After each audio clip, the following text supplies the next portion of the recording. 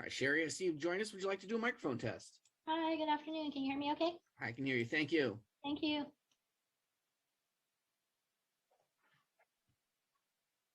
Good afternoon. This is a courtesy announcement that our meeting is now broadcast live on our web portal and YouTube.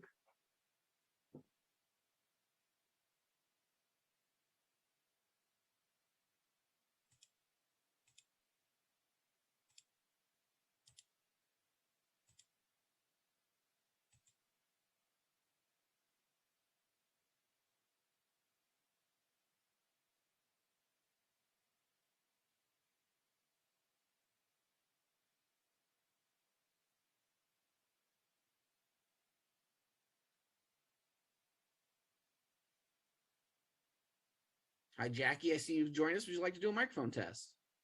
Yes, sir. Good afternoon. Good afternoon. I can hear you. Thank you. And Dr. Day, I see you've joined us. Would you like to do a test, microphone test? Yes, good afternoon. Good afternoon. I can hear you. Thank you very much.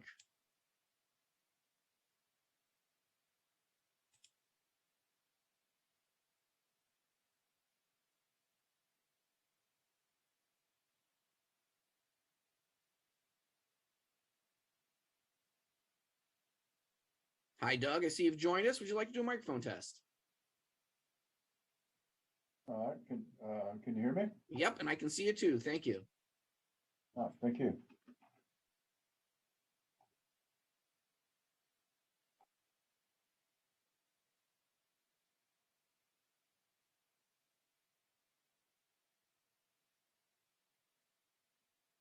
Hi, Bruce. I see you've joined us. Would you like to do a microphone test? Testing 1, testing 2. Yes, indeed. Thank you. Yes, ma'am. Yes, thank you, sir.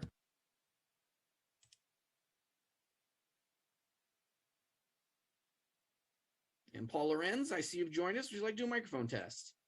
Hi, good afternoon. Good afternoon. Thank you. Thank you. And Renee, I see you've joined us as well. Would you like to do a microphone test? Yes, good afternoon. Good afternoon. Thank you.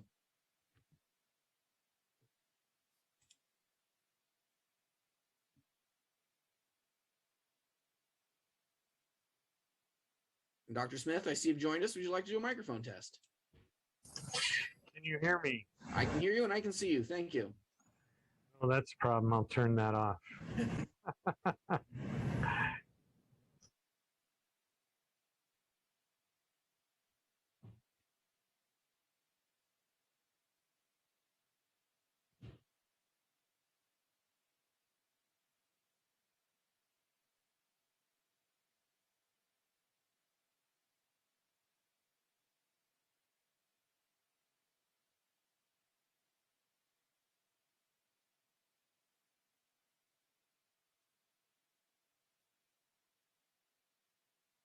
Dr. Cody, I see you've joined us. Would you like to do a microphone test? Hi there, can you hear me okay? Yes, indeed. Thank you. Great, thank you. And Sue Jung, I see you've joined us as well. Would you like to do a microphone test? Hi, this is Sue. I can hear you. Thank you. Thanks. And Miguel, I see you've joined us as well. Would you like to do a microphone test? Sure, can you hear me? Yes, indeed. Thank you. Thank you.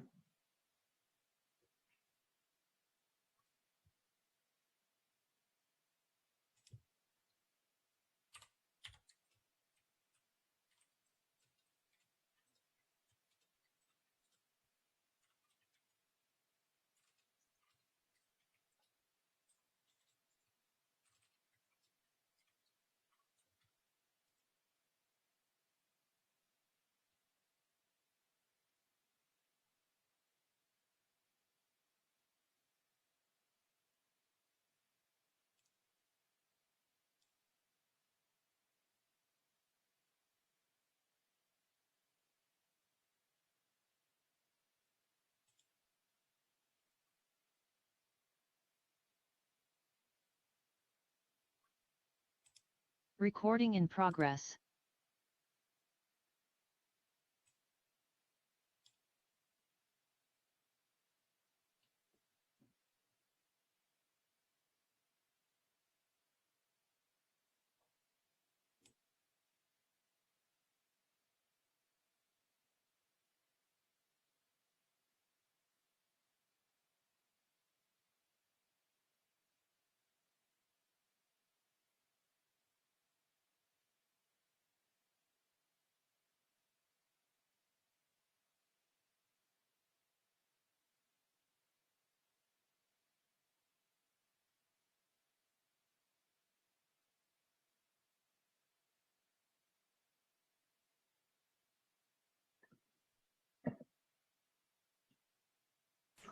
All right, the hour of 2 o'clock having arrived, let me check with the clerk to see that we are fully functional and ready to commence with our meeting today. Yes? We are. All right, well then let's start by asking for a call of the roll. Vice Chairperson Lee, Lee, present. Good afternoon. Chairperson Simidian. Here as well. Thank you very much. We have a quorum established. That takes us to item number 2, which is to ask if there is any public comment. Here again, I will turn to the clerk and ask if we have anyone who wishes to speak under public comment. Public comment, of course, is that portion of our agenda set aside for comment by members of the public on non-agendized items that are properly within the jurisdiction of this committee. Let me look to the clerk. Any speakers? Currently 1 request. Let's go ahead and give that one requestor 3 minutes, please. And we will ask that folks who may be interested in speaking, please raise your hands before this speaker concludes, because once we get to the end of this speaker, that will be the last call for public comment. Thank you. And go ahead, speaker. Our first speaker is Scott Largent. I've unmuted you. Please accept the unmute. You'll have 3 minutes to speak. The timer will start when you begin speaking. Good afternoon, everyone. Scott Largent. I'm looking over one of these COVID self-test instruction sheets. It was actually very helpful. This was part of the kits that were distributed to some of the homeless advocates to test people at the camps. This thing was pretty helpful. A couple of the sections got kind of confusing. The little container that you put the little Q-tip in, you technically want to throw the first one out after you're done, so when you do your next test, you don't contaminate it. Live and learn. But what's very difficult is giving people tests out here at the crash zone, at the Spring Street section out here. A lot of people are testing positive for COVID, and I'm trying to keep my distance in a way, but I want to try to stop the spread of the people that I care about out here. So I'm just kind of confused on what to do. Some people that actually are infected are trying to quarantine, but it just doesn't seem like there's services for them. If they're in a trailer, if they're in an RV, you know, they don't want to go to a hotel room, and I can understand that, because they don't want to come back to their stuff being swept or stolen. So they have to make that hard choice. And then you worry about them if they're eating food. Some of them are extremely sick. So that's very difficult. And then they've got to navigate the bridge to get to the Porta-John, and that must be very difficult if you're sick with COVID. Just very, very concerned. Is there a way that we could get that big bus from the Valley Homeless Healthcare Project? Is there any way that we can get that thing out here to possibly test all these people out here? It is spreading on these little tests that I'm kind of administrating with people. They are testing positive. It just seems like a good opportunity. And the other route right now, you know, you want to keep your distance. You kind of set the test down. You set the instructions down. But when you have somebody that's extremely mentally ill, they're on, you know, a meth-induced psychosis. I mean, they really don't know what planet they're on. Do you think they can figure out how to take this test? And what do you think they'll do with the other test? I mean, they might use that thing as a suppository. These people don't really know what's going on. And it seems that if you have medical professionals administering the test, they're protected. We get the correct results, and then we can kind of go from there to quarantine the person or help them.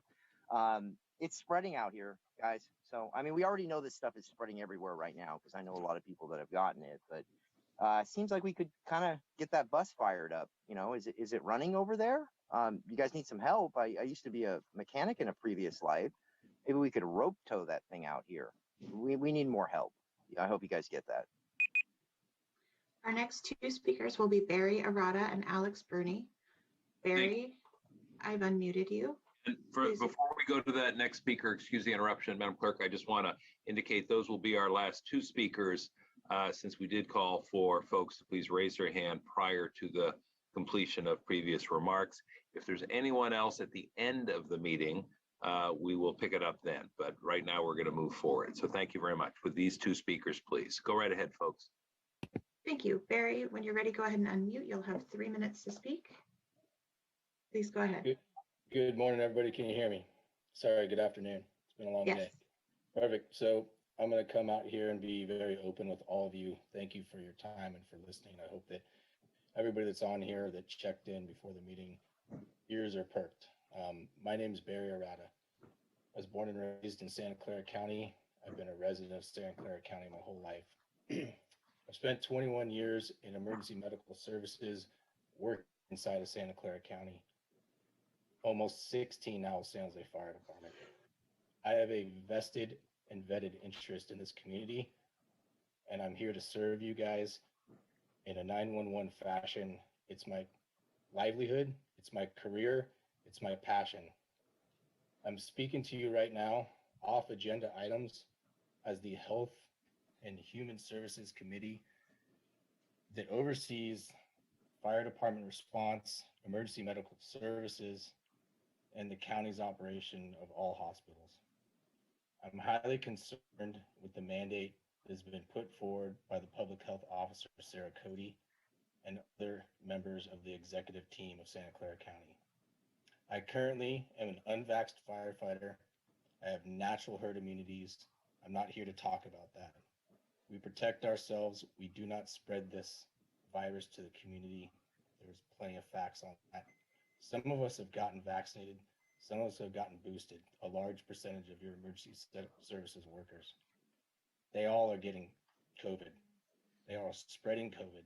They are all symptomatic with COVID. Many of your unvaxxed firefighters and EMS personnel are not getting it in comparison to how many that are vaccinated and boosted that have gotten it and spread it.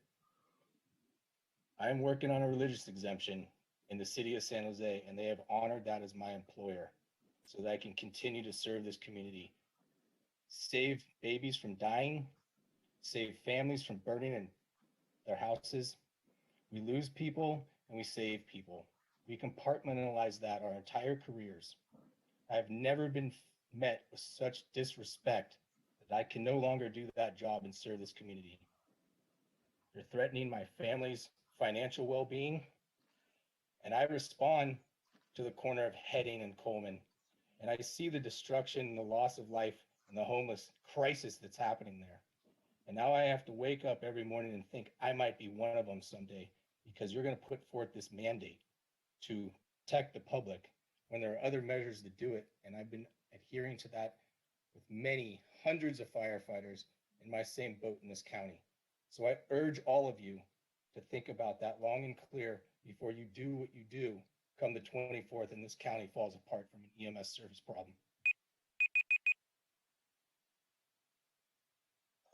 Our next speaker is Alex Bruni. This will be our final speaker during this portion of public comment. I've unmuted you. You'll have 3 minutes to speak. The timer will start when you begin speaking. Hi, everyone. Thank you for having me. I am a longtime Santa Clara County resident, born and raised here. I've dedicated my life to public service. I've worked in hospitals, worked on ambulances from inter-facility transfers to AMR when they were here, and now working in the fire service. The health order that was issued in late December is a disastrous policy. It was issued without any input from any stakeholder agencies. The unilateral decree by Dr. Sarah Cody, with no regard for the nuances of each city and the regulatory power, is absurd. There is already a staffing issue across the county. Daily, my text messages go off with vacancies and forced staffing and mandatory requests. Everyday positions from the ER to ambulances to fire and police are filled by forced mandatory staffing. Sure, the spots are filled, yet at what cost? Burnout of personnel, which leads to increased error rates and personal injuries, which further thins the workforce. In turn, putting the public at risk. Staffing crisis in all levels of emergency response, which leads to massively delayed response times, on top of the existing ambulance shortage that will exacerbate by this. Fire departments will have to shut down or brown out stations, as we saw in 2010 when SJFD laid off 49 firefighters. Police departments will have to choose which calls are worth their limited resources. Officers will then start to thin as ranks leave for other cities not under this health order. this order is a house of cards waiting to collapse. It is just going to exacerbate and further worsen the crisis that is going on in this county, and the complete disregard for the religious and medical exemptions that people have is beyond my mind. I can't wrap my head around it.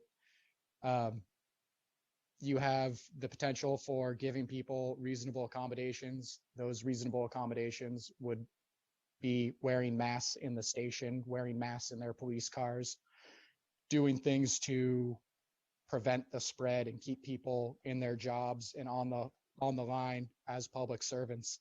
Removing them from that is going to make the staffing issue and problem exponentially worse. Thank you, everyone, for your time. That concludes public comment. Thank you, Madam Clerk. And for the speakers, please know this is Supervisor's Committee, and obviously I can and do hear you. I have my video off just because we've got some bandwidth issues here. But Madam Clerk, what I'm going to do is indicate that I think all three of our speakers today really were focusing their remarks on COVID issues, which is item number 6 on our agenda. It was an agendized item. I didn't want to preclude them from speaking now. I understand folks sometimes have places to be, someplace they got to get to, but we will ask those 3 speakers not to speak on item number 6, and we will try and raise some of their issues when we do get to number 6. Wanted to give that as a heads up to folks with public health and also in the county executive's office and the county counsel's office. All right, that takes us to item number 3, which is to approve the consent calendar as contained in our published agenda and make any changes, if there are any, to our committee agenda. Supervisor Lee, the consent calendar day is items 11 through 18. However, item 17, I think, is there in error and really should be heard with item 7. So if you would be prepared to make a motion to approve the consent calendar contained in our published agenda, with the exception of item 17, which will be incorporated with item 7, I would be pleased to receive it. Happy to make the motion to move according to the consent agenda as published, except moving item 17 to herewith 7. All right, thank you for the motion. Motion by Lee, second by Simidian. Let me ask the clerk if we have any speakers on the consent calendar items. We do not. All right, then without objection and hearing none, we'll consider this item approved. And now that I've said that, Madam Clerk, I know you always like it if we take a roll call for the record, so I'm just going to ask you to go ahead and do the roll call, even though I think it's pretty clear. Thank you, Vice Chairperson Lee. Aye. Chairperson Simidian. Aye. All right, now we have well and truly adopted the consent calendar. Thank you. That takes us to item number 4, which deals with various recommendations related to our medical staff and allied health professionals. And we have items A and B under 4A and B today to approve various appointments and reappointments and privileges, as well as the new enterprise-wise anesthesiology privileges for certified registered nurse anesthetists. So let me ask who we have to present on this item today. Good afternoon. It's Yvonne Kranis. I'm the enterprise president of the medical staff, and I'm here to present these 2 items and answer any questions if you have them. I also wanted to let the board know that we will be holding elections this spring for our new officers of the medical staff who will take their positions beginning in July of 2022. Thank you very much. Let me ask Supervisor Lee if he has any comments or questions, and if not, if he's prepared to make a motion to approve the recommended action. Yes, no further questions and so moved. All right, motion by Lee, second by Simidian. Let me check with the clerk, see if we have any speakers. We do not. Please call the roll. Vice Chairperson Lee. Aye. Chairperson Simidian. Aye. Motion is approved 2-0. Dr. Kranis, thanks very much. Go do your good work. Appreciate it. All right, that takes us to item number 5, which is to receive the report for facilities and from Facilities and Fleet regarding the and various other agencies regarding the Adolescent Psychiatric Facility and the Behavioral Health Services Center. And let me ask who's going to present on that one. I will do that. Doug Koenig, Deputy Director of Capital Programs. Go right ahead, Mr. Koenig. Okay, I would just offer, as indicated in the report, we are phasing out the construction manager at risk and moving towards a design bid build delivery method. We're currently working with Excel for reassignment of subcontracts, particularly those with delegated design responsibilities, that we keep the design and the design review on schedule. Our design team tells us that we can have a complete set of construction documents by the end of February, at which time we'll bring them to the board for approval and authorization to advertise. Concurrently with this, we will also be pursuing the make-ready projects that we would prepare the building pad for the new contractor. And that would include relocation of utilities and the demolition of park construction number 3. We anticipate bringing the plans and specs for that work to the board by February 8th. Are there any questions? I believe you're on mute. Chairperson, you're muted. No, I'm good now. Thank you. A little slow on the draw there. My apologies. Thank you very much. I thought the staff report was very clearly written. I do have a few questions, but let me first turn to Supervisor Lee and see if he has questions or comments, and then I'll weigh in. Yeah. This is the one issue that we have been talking about for a long time regarding this potential have to get a new bidding process. So my question is regarding how can we avoid running the same problem we have currently with the current contract at Excel, that is making sure that the new competitive bidding process is going to incorporate items. Are we going to put some carrots and sticks to make sure that the timeline will be met instead of being extended, and also potential increase of cost, like cost overrun? Well, I believe that taking this approach now is going to allow us to lock in a schedule and a cost. That is not something that we're able to do with Excel, primarily because the scope grew significantly from the time we advertised and competed for the CMR contract. So I would expect that what this allows us to do, not only lock in the scope and the schedule, the cost and the schedule, but do it on a competitive basis, because we were not making much progress by trying to negotiate with Excel. The schedule continued to extend, the start date continued to be pushed back, and the cost grew almost on a weekly basis. Now, the report also mentions that if it all goes well, the construction is planned to be finished by October 2024 and the facility to be open by December 2024. Besides adhering to the timeline of these 3 projects that's listed, can the administration also provide further comments on what, quote, if all goes well may include? Well, we don't have complete control on everything. Looking at, we know inflation is running fairly high now. We've all heard about the problems with the supply chain. That can affect our project. The COVID can affect our project. Requirements for mandatory requirements for vaccinated employees, the contractors, can have an impact because they don't have that requirement everywhere. They will simply transfer their unvaccinated employees to other locations that don't require it, leaving us with fewer employees. HCI, formerly OSHPOD, that can always result in an unexpected impact to our schedule and our cost. And that's something we really don't have any control over. So there are a lot of issues that we don't have complete control.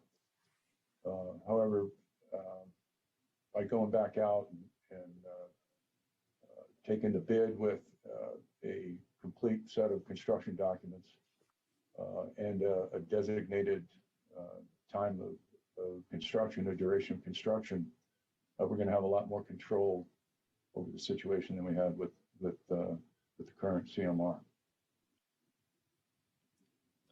So do you plan on putting some type of a carrot and stick in terms of the deadline on this bid in the future? Namely, if you cannot meet the deadline, there is actually a cost penalty, and that if they could somehow finish the project ahead of schedule, that we could give them some type of a bonus. Well, I believe we plan to put that into the bid package, an incentive to complete on time. And as with all of our construction contracts, there are liquidated damages, which would be significant penalties for missing the deadline. So I think that the contract that we will be putting out on the street will address both of those. Okay. Now, as for the Central Field Pharmacy relocation, can you give us the time when that would be happening? The report mentions that the demolition of the Don Low facility and construction of the surface parking lot depends on this timeline. As far as Don Low, we're going to drop that from the scope of any future contract. That could be done at any time. Okay. When at such time that we need that site for future development, mm-hmm. That will still be available. We initially thought that it was worthwhile to go ahead and demolish that and convert it to surface parking, mm-hmm. Just for temporary use. But looking at it in hindsight, keeping a large contractor on site to complete such a small project was probably not the smartest way to go.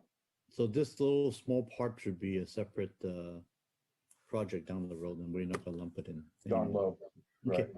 And of course, people can use that facility for other purposes until such time that they find a better purpose. Good. Thank you. That's all the questions I have. Thank you, Supervisor. As I say, I thought the report was pretty clear, so thank you for that. It laid out a new path. Let me just ask a couple of questions about the near term. So, Mr. Koenig, if I understood correctly, and again, I apologize for the fact that I'm off screen here, but I'm trying to make sure we don't have a bandwidth problem. There are a couple of things happening in the near term, by which I mean the next, hopefully 6 months. The design will be complete, and we are hoping to have, what are we now calling OSHPOD? HCI? HCI, yes. All right, whatever you say. And we're hoping to have their sign off on the design sometime relatively, first 6 months of this year, yes?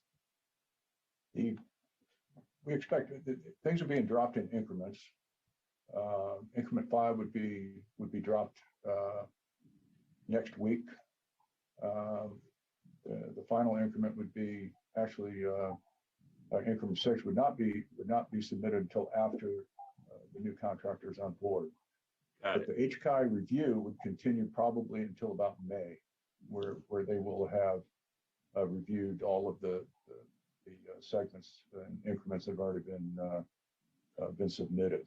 But we already have, by the time we bid out for the main facility, we know we're already going to have increment 1, which is the foundation and the structure.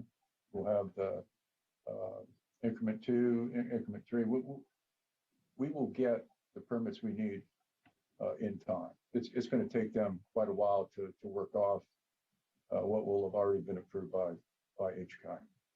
Thank you. And I believe I heard you, and I believe the staff report indicates that you anticipate coming to our board of supervisors for approval on the quote final design relatively soon, as in next month. Did I get that right? That will be coming next month for the approval plans and specs for the make ready package, which would include the demolition of parking structure number 3, some relocation of utilities, and potentially the excavation and shore. That's not yet been determined. That may be split up, put in a follow-on package. The design team has promised us 100% construction documents by the end of February. So I would expect to bring those to the board for approval and authority to advertise sometime in early March. Okay. So in February and March, we should see you in front of the full board at least a couple of times if things stay on schedule, yes? Yes. Okay. And what's your best estimate of when we're going to knock down parking structure number 3? Parking structure number 3, we getting the advertising in early February. I would expect to have the bids back within about 4 to 5 days. So I think it would be coming down in early May. Okay. And part of the reason I'm asking, just because I suspect somebody might wonder why I care that much about knocking down a parking structure is, for me, I understand you all look at this as, construction professionals a slightly different way. For me, there are various milestones along the way here that are significant in terms of, yes, we're really doing this, everyone. One of those is when we bonded for the project. That tells me, okay, we're really doing this. Another one is when we start actually knocking things down and putting things up, not to be too technical about it. And so I understand that simply knocking down a parking structure does not create a facility, but that will be, for me, a moment of commencement, if you will, that has some significance. So that's part of the reason I'm asking. And I also think that if we have a truly, I'm going to call them a construction-ready set of plans, that also is a significant milestone in my view. And I hear you saying that that's likely to be the case in March sometime. Did I get that right again? Well, we have the permits for the demolition and the excavation and shoring. We already have those on Right. hand. But the complete set of plans for the facility, which is the necessary precondition to bid the project out, comes to us again when? That we have that by the end of February. Good. All right.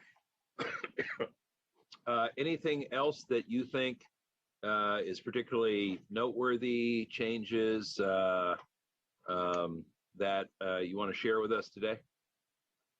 No, I mean, when you're talking about actually changing things on the ground, that will happen ahead of the actual demo of the parking structure 3, because there's some relocation of certain utilities that has to happen before you can tear that down. So that's going to be going, we'll be utilizing the job order contracting process for that to essentially prepare the site for the demo. All right.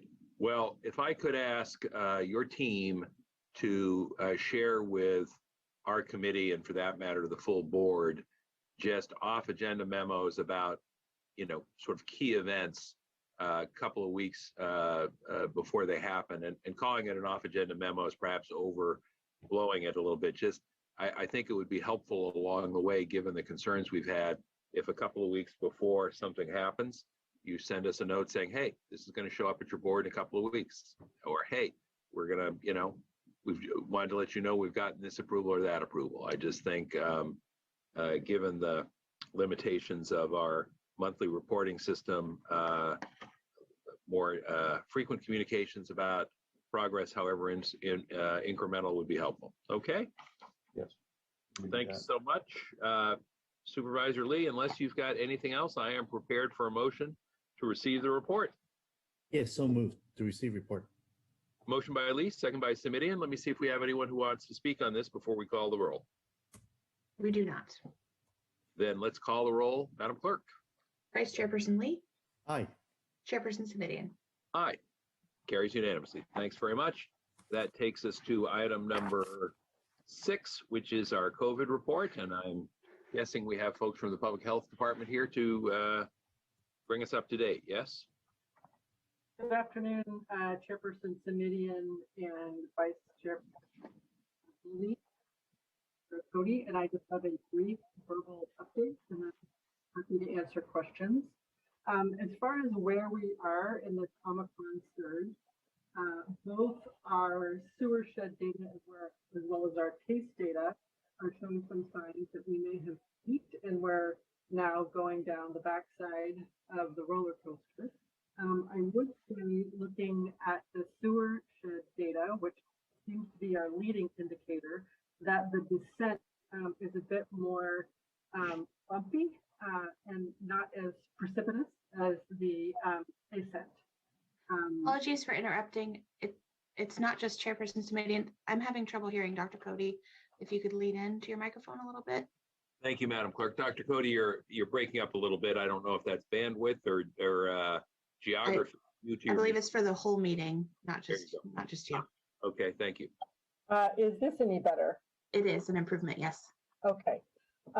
So what I was saying is, as far as infections, it looks like, judging by the indicators of the wastewater that we track, as well as the case rates that we track, that we have peaked and we're going on our descent. But it's important to note that we're early in the descent, so our overall case rates are still extraordinarily high, and the descent is not as rapid as the rise in cases was. So the epidemic curve is not going to look like an ice pick where it's a sharp up and down, rather sharp up. And I think that down course so far is looking a bit more bumpy and perhaps more drawn out. The positivity rate is leveling off, so that's another sign that things are beginning to turn. As far as our hospitals, we are still seeing an increase in general every day, with an increasing number of patients in the hospital who are positive for COVID. We're not near where we were at last winter's peak. I don't think we're going to reach that, but nevertheless, the hospitalizations are still going up, and this is the pattern that we've seen because hospitalizations lag cases. As far as deaths, relatively flat so far. I think that our very robust vaccination and booster rates have prevented many deaths, and so that is quite reassuring. As far as vaccination, we continue pretty steady with our vaccination and booster efforts. We're now almost 80% of the total population is vaccinated, and almost 60% of those who are eligible, the 12 plus, are boosted. And we see here, as we see in other places, that the vaccination is preventing some Omicron infections, but it's preventing less than it did as far as Delta infections. However, it's continuing to perform extremely well in preventing hospitalization and death. And I think that we shared quite a bit of detailed data at the last board meeting regarding vaccination, rates of hospitalization among those who are vaccinated and unvaccinated. As far as testing, the demand is easing a little bit, and I'm sure you know that the federal government is shipping out antigen tests to all households with a fairly easy ordering system. And our next important layer of prevention after vaccination testing is masking. We are locally very strongly recommending N95s or KN95s or KF94s. They have a greater degree of filtration and are more protective. And as much as anyone can wear that type of protection, particularly during this Omicron wave, is certainly what we recommend. And that completes my report. I'm happy to answer questions. Thank you very much. Let me turn to Supervisor Lee and see what he has in the way of questions or comments.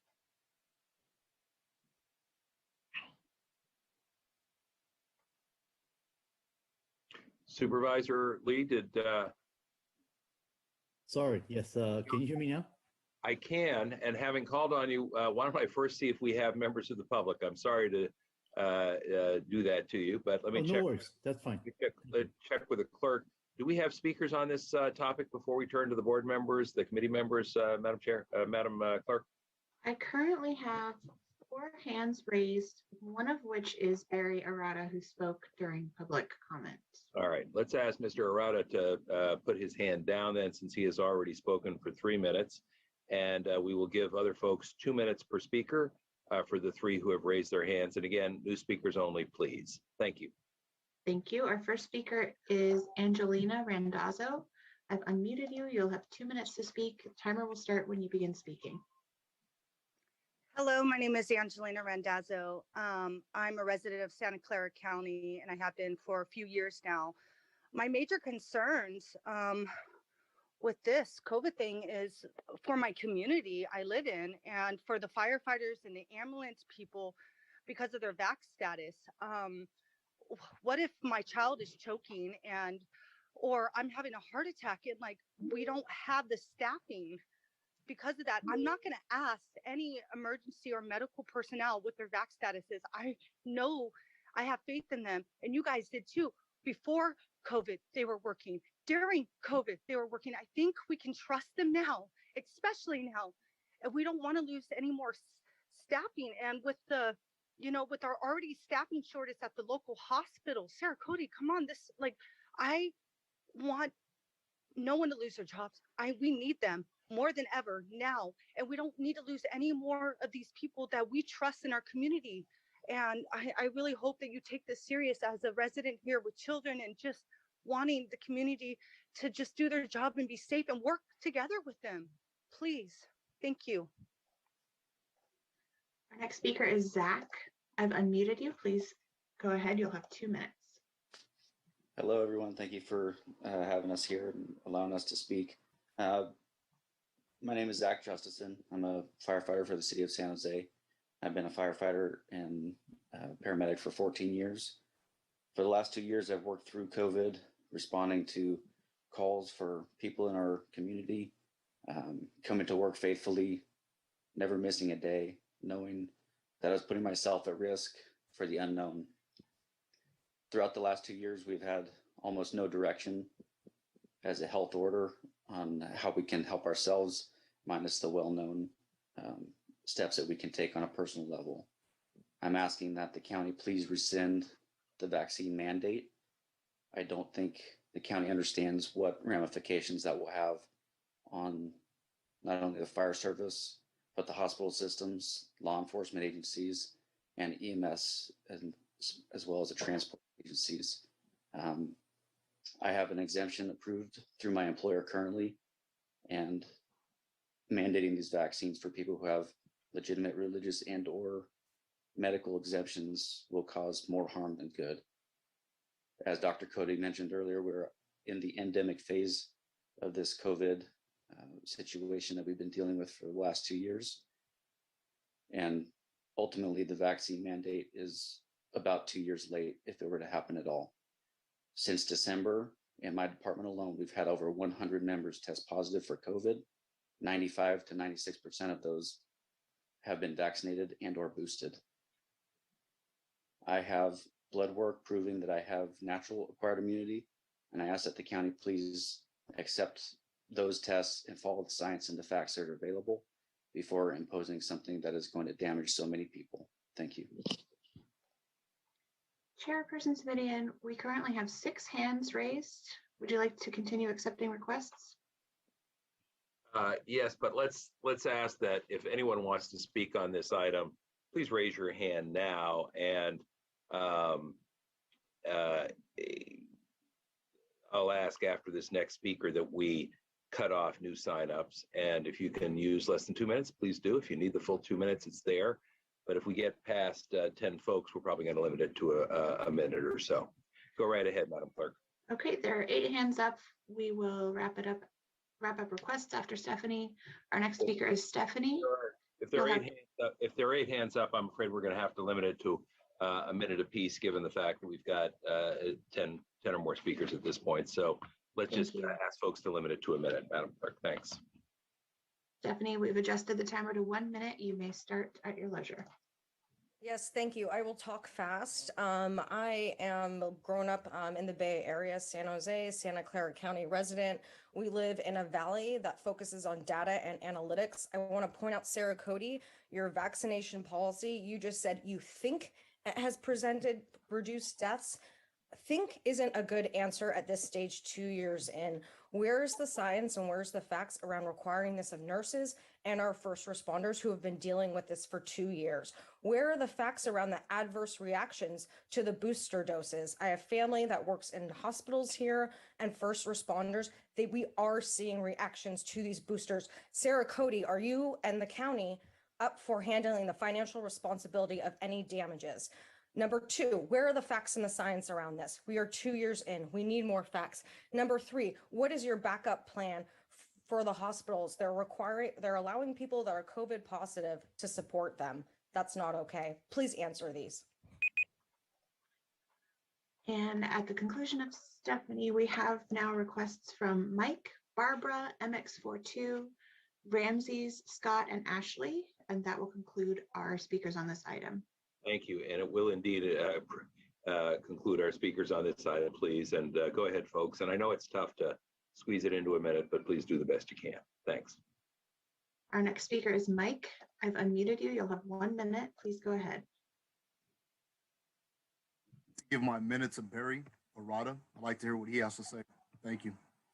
I apologize, but we don't convey extra time back and forth that way. And Mr. Errata already spoke earlier for 3 minutes, which is actually somewhat in excess of what we can provide on this. So if you'd like to use your minute, please go ahead. If not, we'll go on to the next person. Your call. Yeah, I'll speak. Go right ahead. Yeah, I would just like to say you guys are going to make a big mistake by letting fire, police, any type of responders go. This is going to be catastrophic to our county. That's it. Our next speaker is MX42. I've unmuted you. Please go ahead. You'll have to click once to turn on your microphone, MX42. Looks like you're there. Please go ahead. Hi, my name's Steve Vitoni. I'm a firefighter paramedic for 20 years. I've been working in Santa Clara County with the fire department and one of the local fire departments for the last 14 years. I'm asking to please rescind this vaccine mandate. We've been working in this for the last 2 years with no vaccine. And currently, like other people have said, we have vaccinated members who are testing positive that are fully vaccinated and boosted. And there's unvaccinated members who have had COVID already and have survived just fine. But this is against everything that I personally believe in. And people have been going to work, doing our part. You know, we're 2 years into this. We're in the endemic stage. Let's start following science. Let's let people make their own decisions for their own body. And I'm got 7 seconds left, but please rescind this because it's not right. Thank you. Our next speaker is Ramses, followed by Scott, followed by Ashley. Ramses, you'll have 1 minute. Please go ahead. Hello, everybody. My name is Ramses. I'm a paramedic in this county, and I have been for the last 11 years. I've spent a year on a helicopter responding to 911 calls, some of our severest 911 calls and sickest patients in this county at CalSTAR. I'm currently also a supervisor here at AMR. I've been responding to all of these COVID cases for 2 years. I'm unvaccinated, and I ask that you rescind this because my family, how am I supposed to put food on the table? How am I supposed to bring money into my family if you guys take away the one skill that I've been working on for the last 11 years? I hope that people like Angelina, the first person who spoke earlier, I hope you know that I will continue responding as long as these people let me respond. Thank you. Our next speaker is Scott. You'll have 1 minute. Please go ahead. Good afternoon. My name is Scott Deal. I'd like to thank everyone for their time. I'll try and make this quick.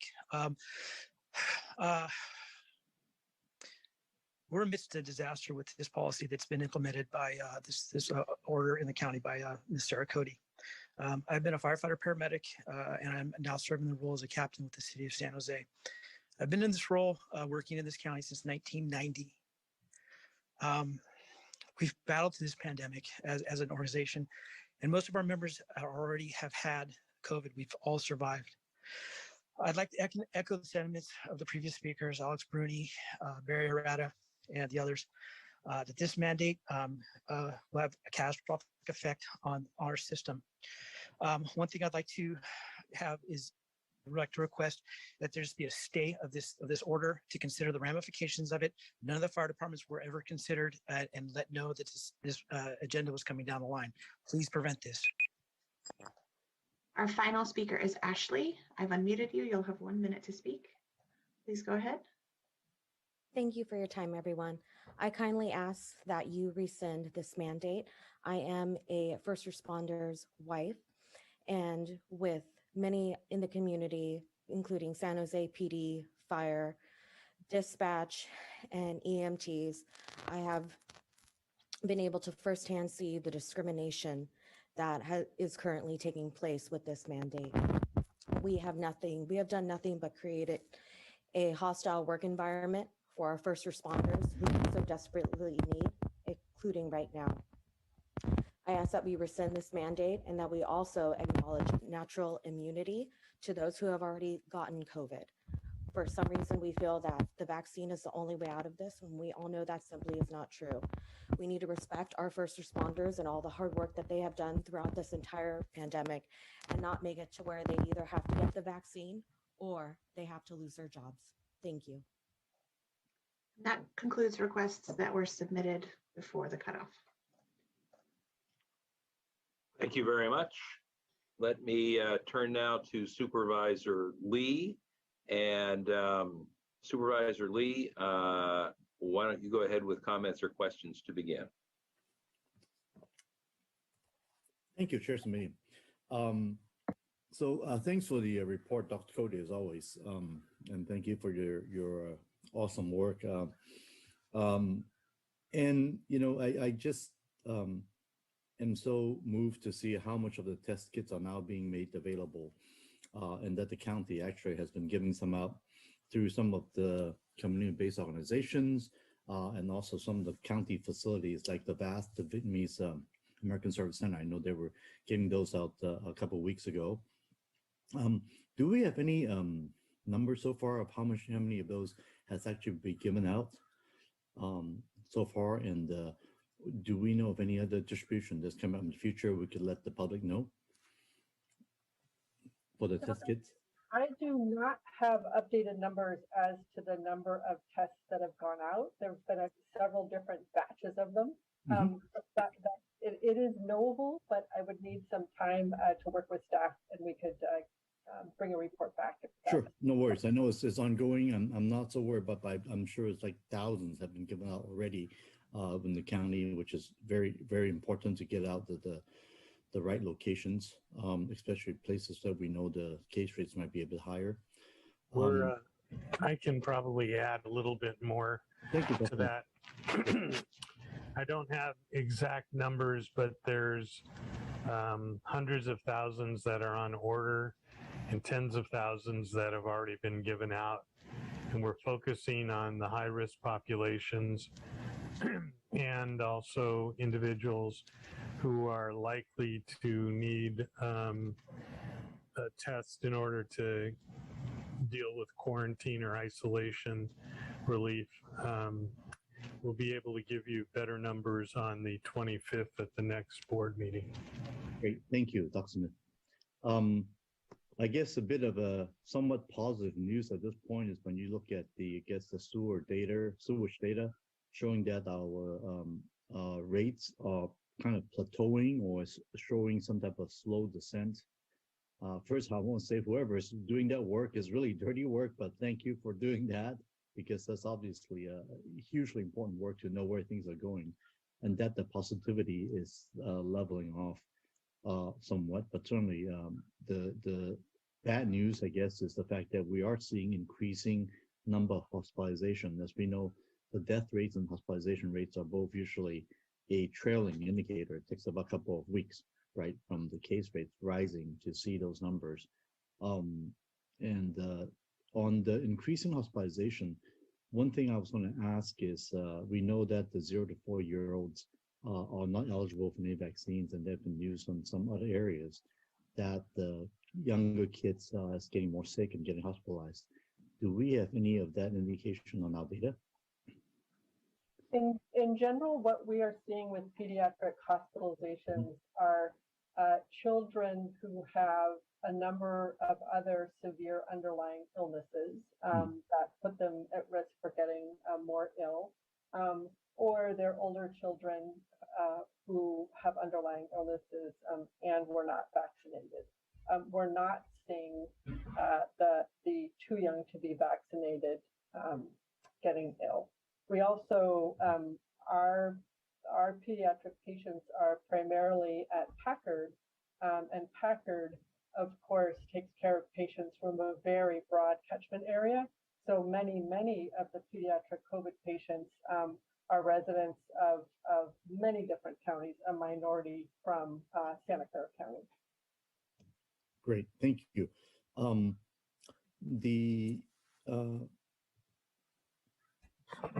The hospitalization rate that we are talking about that has been going up, we are nowhere near the peak hospitalization we were, I guess, back in January, about a year ago, right? And how far are we from that state where we were very full?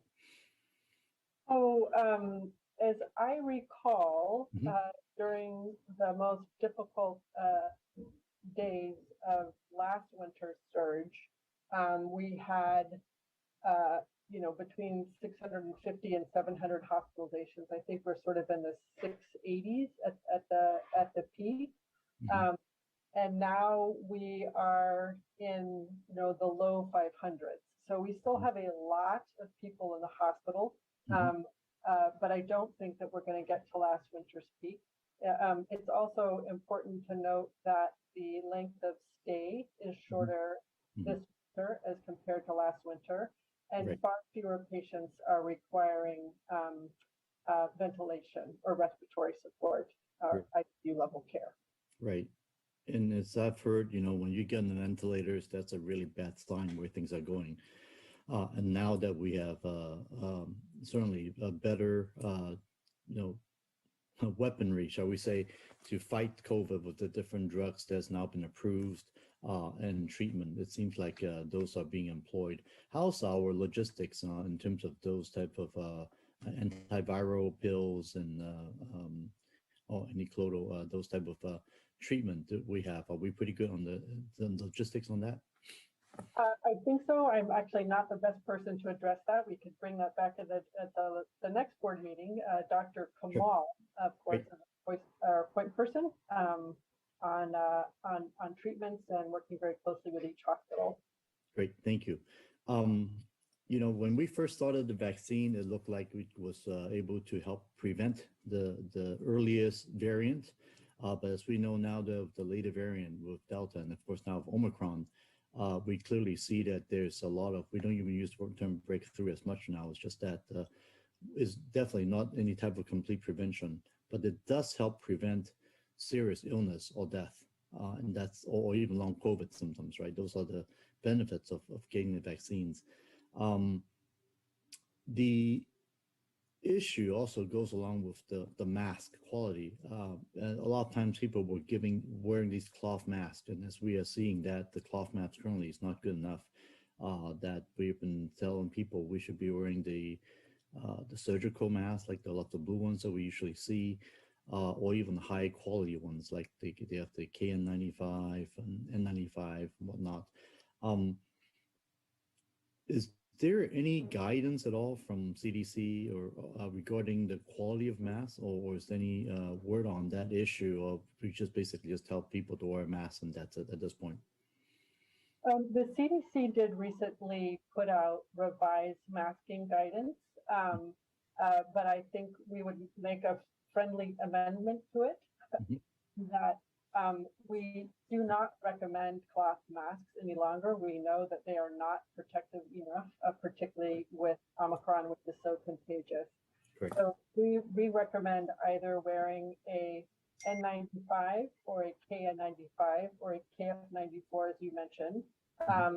A surgical mask we recommend actually the surgical mask be worn with a cloth mask on top. The reason for that is a surgical mask provides the filtration, and the cloth mask on top improves the fit because you don't want to have as little air escape as possible. And we've had lots of discussions about, an N95, should I wear an N95 or a KN95? Certainly there are settings where there are requirements, healthcare settings, but in general, the mask that you can wear comfortably without touching it is the best mask to wear, all things being equal, because if you're tempted to take your mask off a lot, then of course you don't get the protection. So, trying to wear that's important too. Compliance needs to be part of the equation. Correct. Yes. Thank you. Are there any potential change on the order, whether we're going to designate that certain masks will be required, or are we going to leave it alone at least at this point, besides the recommendation? As far as masking, it's a recommendation and education about the how masks work and which masks are optimal to use. Right. I mean, we certainly have seen these various masks coming out, some of which we could just look at it and know that it doesn't work with the holes in there, or somehow transparent, or I think the most ridiculous one I saw was somebody trying to use a woman's underwear as a mask on the plane, and of course got kicked off the plane. And maybe it's a silent protest of some sort politically, but at the end of the day, I think we're all trying to protect public health and protect each other. And I do want to say that the surgical mask plus the cloth mask is actually something that I actually have done for quite a long time.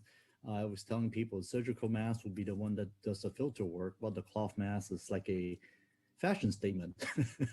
So it would be a little bit different from other people, and I've certainly done that as well. And you're right, it definitely gives you a better fit, because there's no point of wearing a mask that keeps falling, and we've seen a lot of times people falling underneath the nose and keep touching the mask, and those are all not exactly good practice for our safety.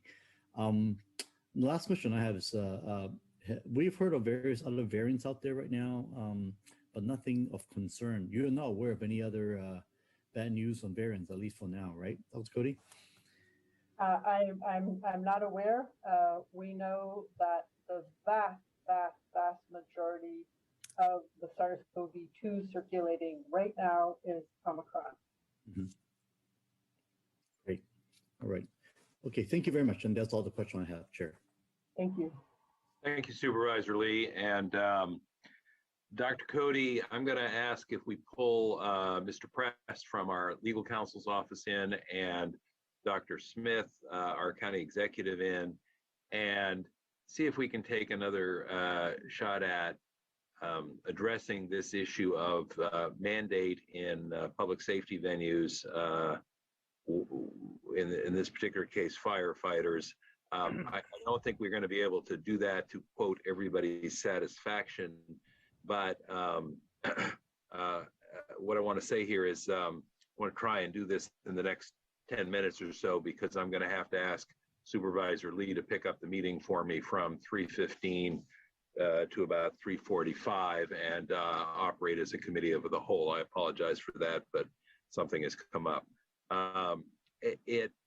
We have a quote mandate in place, which I believe, Mr. Press, is pursuant to the public health order issued by our public health officer, which is Dr. Cody.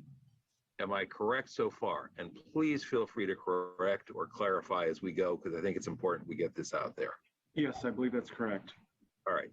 And my recollection is that that authority is hers under California state law, notwithstanding the fact that people are traditionally more used to going to their quote elected officials, end quote, for decisions, even in the public health arena. Am I remembering that correctly?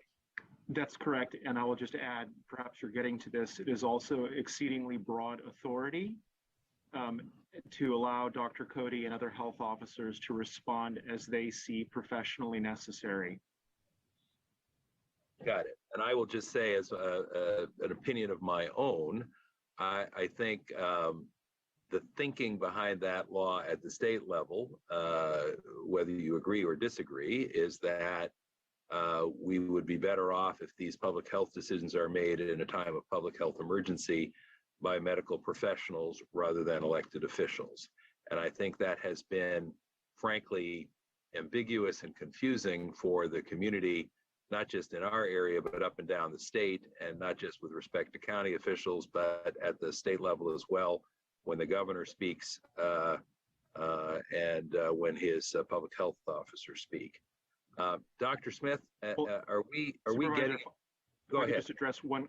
Just as we were discussing at the Federal Affairs Advocacy Task Force yesterday, it is not uncommon in the field of administrative law, where a legislative body confers discretion on experts with more technical expertise in a subject matter to make decisions in that realm, for precisely the reasons that we could all imagine, that there are simply too many things out there, whether it's public health, whether it's airline safety, whether it's regulations pertaining to cars and whatnot. There are so many deep technical issues that require an extraordinary level of expertise that it simply is beyond the ability, frankly, for any small group of individuals, legislators, Congress members, to be able to master all of that. And so by law, we delegate that expertise to people with the appropriate credentials. And that's exactly what the California legislature has done here. And Mr. Press, thank you. I think that's a helpful reminder. I would just offer the observation, though, that while it may not be at all uncommon, it is, I think, unfamiliar to the general public who understandably think, hey, you're our elected officials. Can't you folks take a different course? And people particularly come to us with that entreaty if they're unhappy with some aspect of the decisions that have been made. I understand and expect that. As you can imagine, I've spent the last couple of years, and I know my colleagues have as well, sharing with folks that some of these decisions are not within our purview. And as you can imagine, that's an unfamiliar response. And quite frankly, I think is perceived by a lot of people as passing the buck or not accepting responsibility. And that's in part why I wanted to sort of pull the issue out for discussion here. Dr. Smith, is there anything that you think needs correction or clarification about what we've said so far? No, I don't think there's anything that you said or that Mr.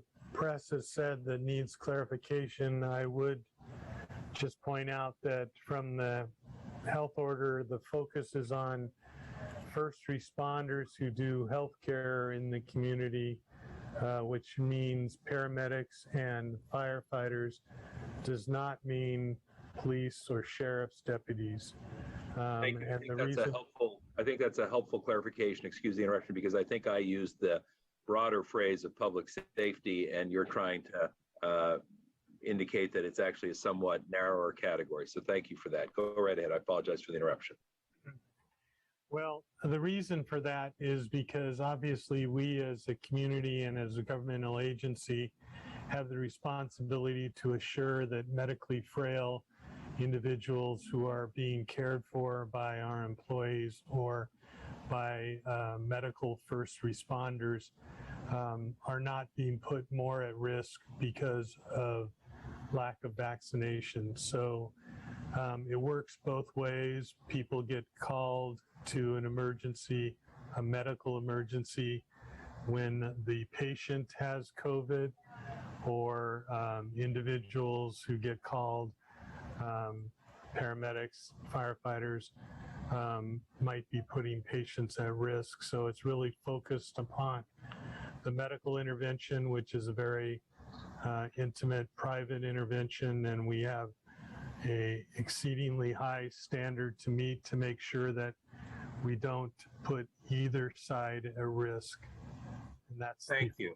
And now let me just pivot from the sort of legal authorization, responsibility, limitation in terms of the health order to the,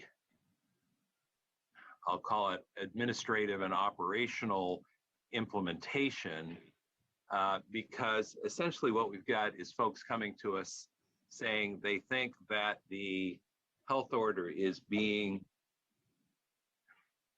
imposed more robustly, rigorously than is necessary for public health reasons. That's one part of the debate. Another part of the debate is people saying, you know what, I'm concerned that my livelihood is going to be put at risk if I'm not allowed to continue. And I asked a question the other day about whether or not folks in these circumstances will be, quote, terminated, or whether there's some ability for them to stay on the job, even if it's in a different position, and or come back. Could you revisit that again briefly, just the broad outline, please? Right. Anybody can be reasonably accommodated to another activity, another work activity that does not involve taking care of patients in the field. The obvious best answer is to get vaccinated, but reasonable accommodation to another activity is within the purview of the employer.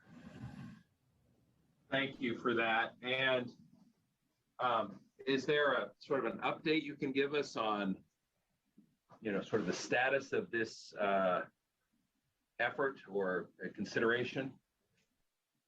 I gather it's a dynamic and changing situation, yes?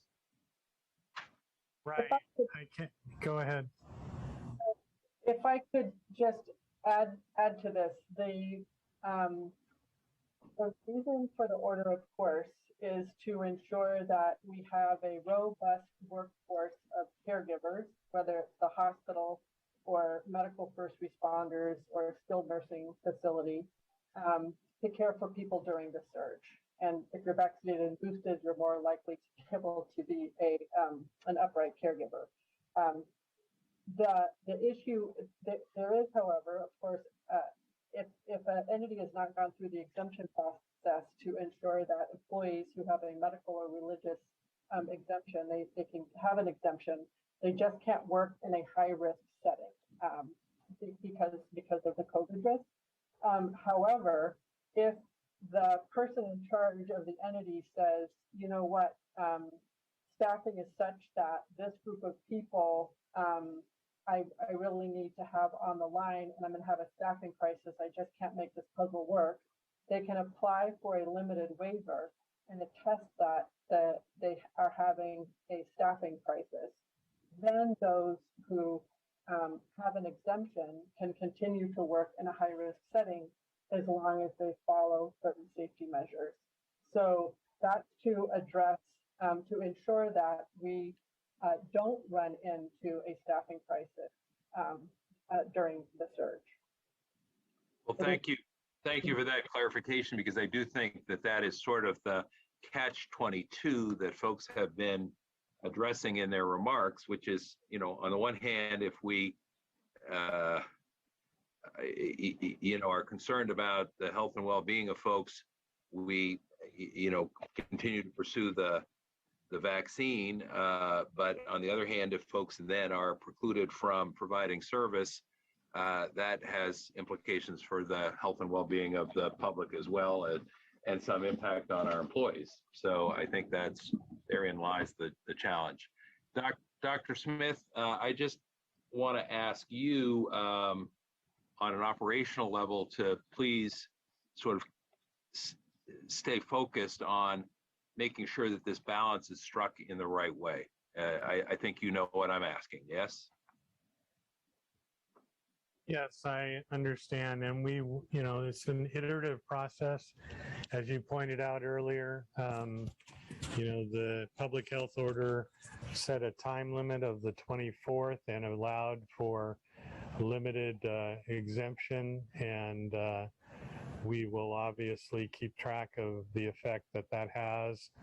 And, we expect that a fair number of individuals will get vaccinated We also expect that employers will find reasonable accommodation. I would be exceedingly surprised if anybody lost their job about the issue. All right. Well, again, I know it's a hard balance to strike, and I understand the concern that people have shared with us, but I also want to make sure that with all the complexity that this issue brings, that we don't lose sight of the need to, as you say, sort of constantly check in, evaluate, reevaluate, hence the phrase an iterative process. Dr. Cody, are you still with us? Before we wrap this up, I have just one more thing I'd like to say. Yes, I am. And Dr. Cody, this is somewhat personal to you, so please hang in, lean in a little bit. I was struck again by the anger that I heard in some of the voices. I know these are fraught issues, they're tough issues. And it occurs to me in this January of 2022 that it's been 2 years now that you and I have been talking about these issues in my role as chair of this committee and in your role as our public health officer when we first got inkling of something called COVID, which most of us hadn't heard of back in January of 2020. And Dr. Cody, you know that whenever I have a concern about how well our organization is performing or about any particular decision you may have made, I'm not hesitant to lean in, to exhort the organization to do more, to answer hard questions, whether it's the need for more tests, the need for more vaccines, whether it's the geography of the distribution, whether it's a judgment call somebody's had to make. But I hope you understand, and I hope the community understands, that these are all engagements predicated on the notion that most people are really working themselves as hard as they possibly can and doing the best as they possibly can and acting in good faith in the public interest.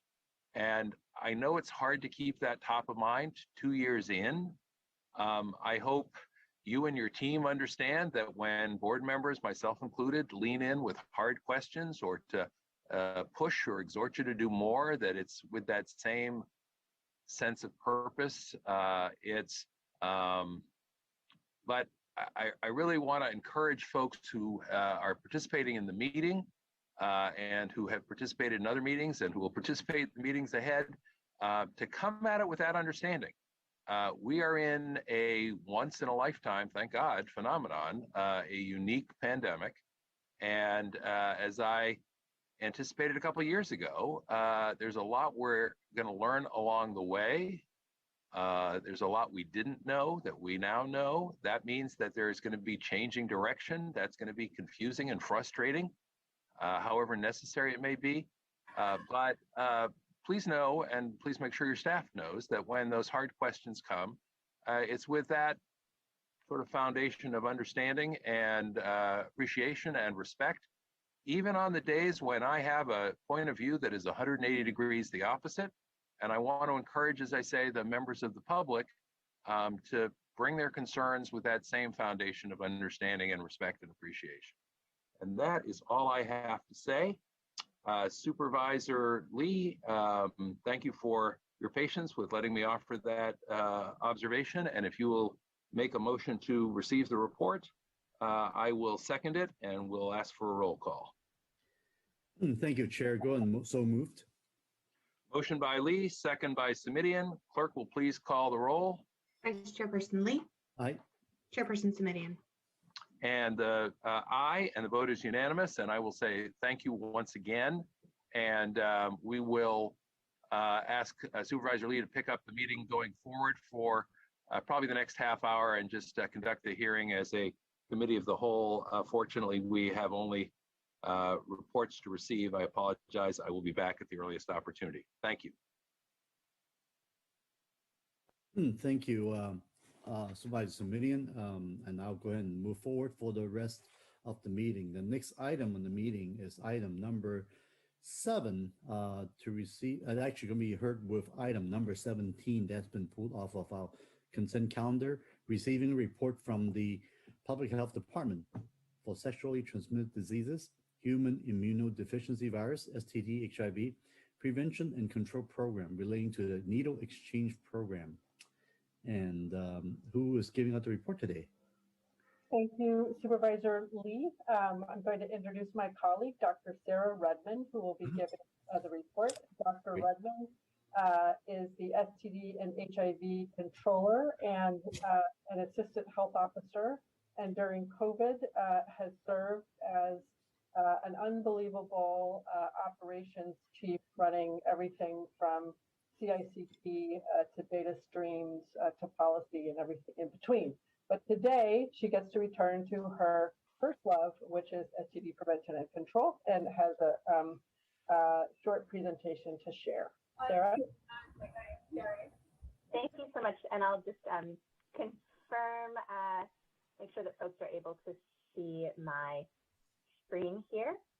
Mr. Vice Chair, are you able to see the slides and hear me all right? Yes, I can see the slide just fine. Thank you. Wonderful, thank you. And I'll also drop my video for bandwidth concerns. Well, thank you so much for the chance to be here today and share a little bit about both the challenges and the successes that the Public Health Department has been experiencing with respect to sexually transmitted infections and HIV prevention, and our needle exchange program, our program to help serve people who use drugs and keep them safer and healthier in our communities. And so I'll remind you that when the COVID-19 pandemic hit, just prior to that in 2019, we were experiencing record high levels of STIs and HIV, levels we hadn't seen nationally in over 20 years, and in some cases since the 80s. And so by the time we were really aware of that by 2020, we were deep into the COVID-19 response. And you can imagine many of the same resources that would be responding to these concerns had been diverted elsewhere. We also had been seeing locally and across the country really dramatic racial and ethnic disparities and how these diseases were impacting people, as well as disparities impacting LGBTQ communities. So what we saw in 2020 is difficult to interpret in that those record high numbers actually dropped significantly in every one of the STDs that we closely monitor. These are chlamydia, gonorrhea, and syphilis. And on first pass, this might look like good news because maybe fewer people were getting sick. But our concern is actually that what happened is people didn't go and get tested in 2020.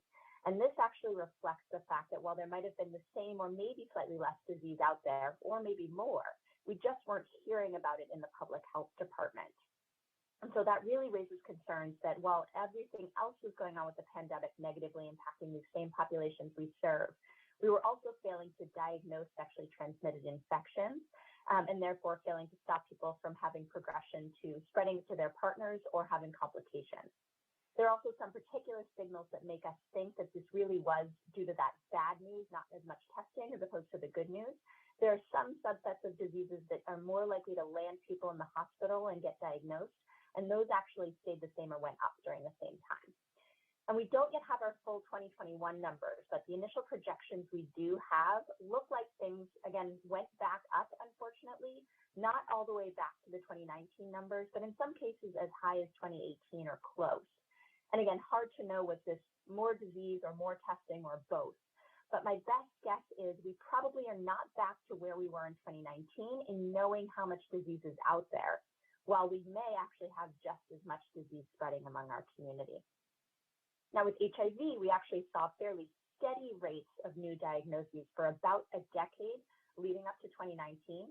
And then for 2020, for the first time in a long time, we saw a drop off in new diagnoses. But again, our worry is really that these are due to people not getting diagnosed in the last year or two, not that we really had fewer people getting sick. So this leaves us worried that there's actually more to do than we had previously. And we don't yet have our 2021 numbers for HIV, but we expect much of the same.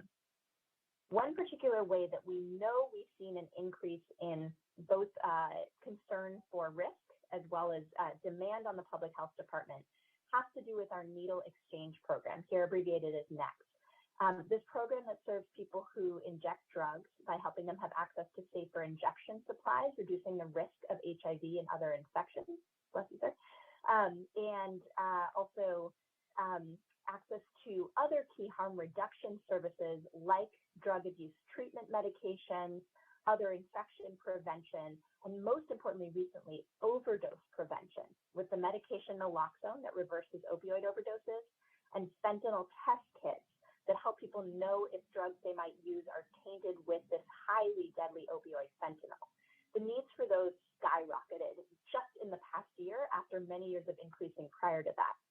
So even during the pandemic, when other services were being accessed less frequently, we saw a 20 to 50% increase in our syringe access services and a 4 to 5-fold increase in our overdose prevention services.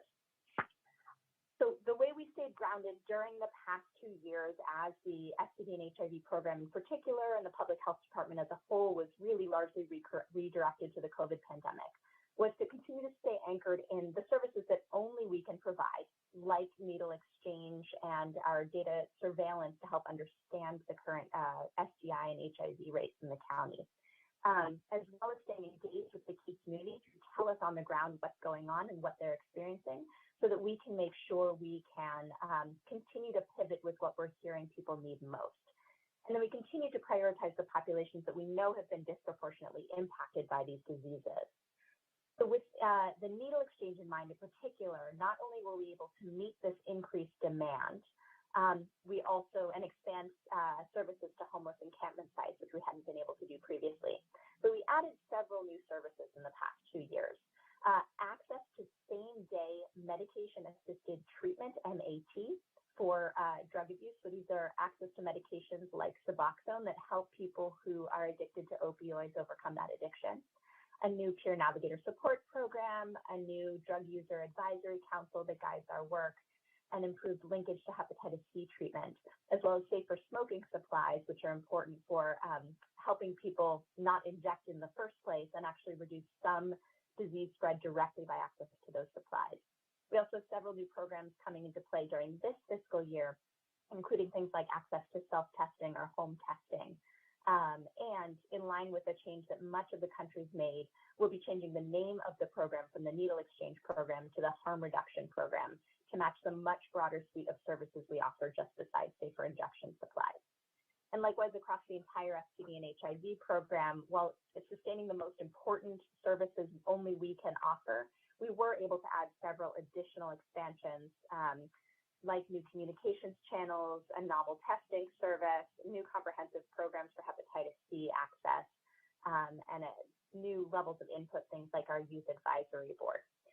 So as we head into the next year, where I definitely think we've lost ground from some of the progress we were trying to make in response to those incredibly high rates we were seeing in 2019, our priorities are really focusing on data systems that are modern and functional so that we have the information we need to act on, making sure we have the data on the populations that are most impacted by these diseases and that we most need to focus our service and intervention, continuing to improve how healthcare providers across the county are serving people with respect to STDs, expanding our harm reduction services as we were talking about, and then a global strategic planning process for the STD and HIV program that's underway and that's getting broad input from across the county, from users, from key impacted community members, and from leaders like yourself, so that we make sure that we continue to use the most up-to-date activities and focus where the community tells us we need to focus in this response. I'll stop there and I'm happy to take any questions. Thank you. Thank you very much, Dr. Redmond, for the report. The report actually also indicated that among the newly reported cases of the chronic HPV in the county of Santa Clara, that race ethnicity was known. It says 45% were Asian Pacific Islanders. Is there any guesses of what might be the cause of this type of transmissions? And I'm sorry, sir, that was the HPV? HPV. HPV, hepatitis B. Oh, So that is a tricky one. With respect to hepatitis B, we do definitely see sexual transmission. We also see mother-to-child transmission.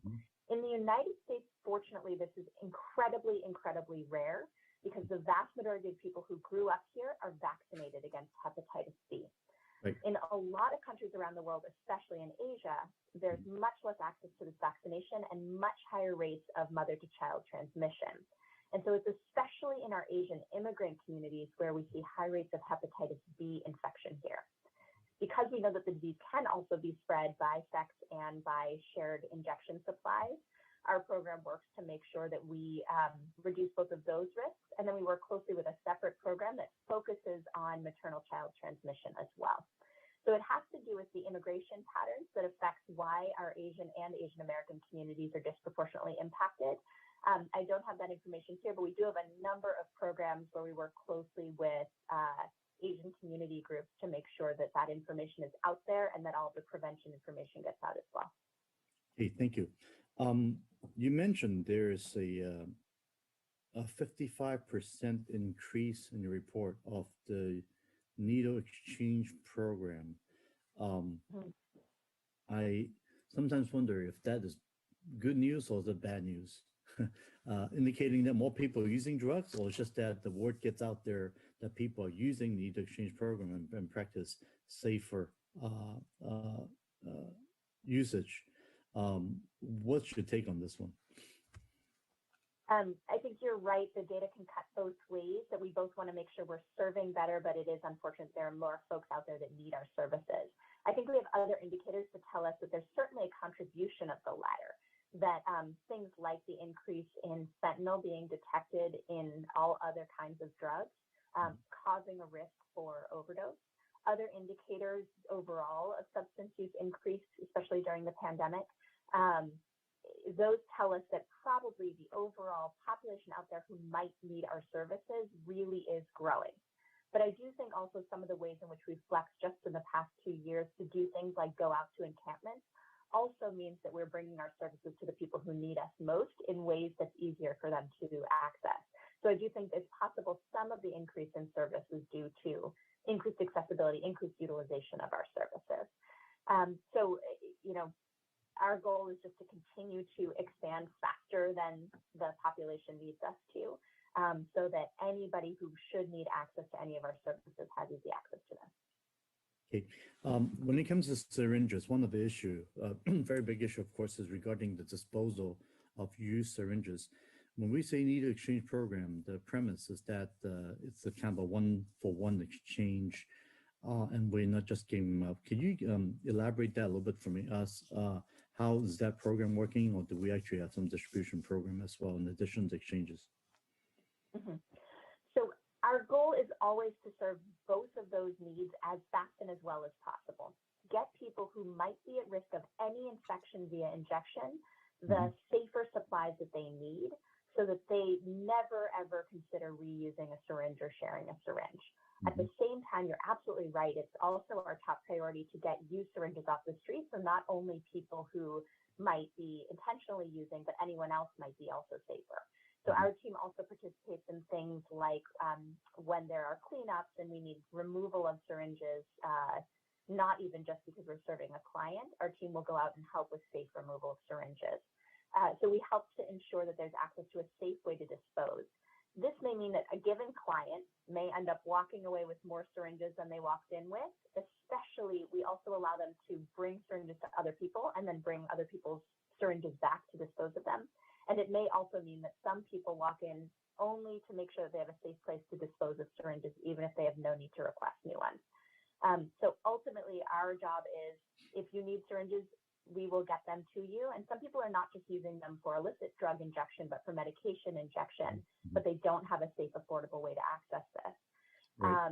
And then for other people, they just want a safe way to dispose of things, again, even if they have a way to receive syringes via another mechanism. So we serve both of those purposes.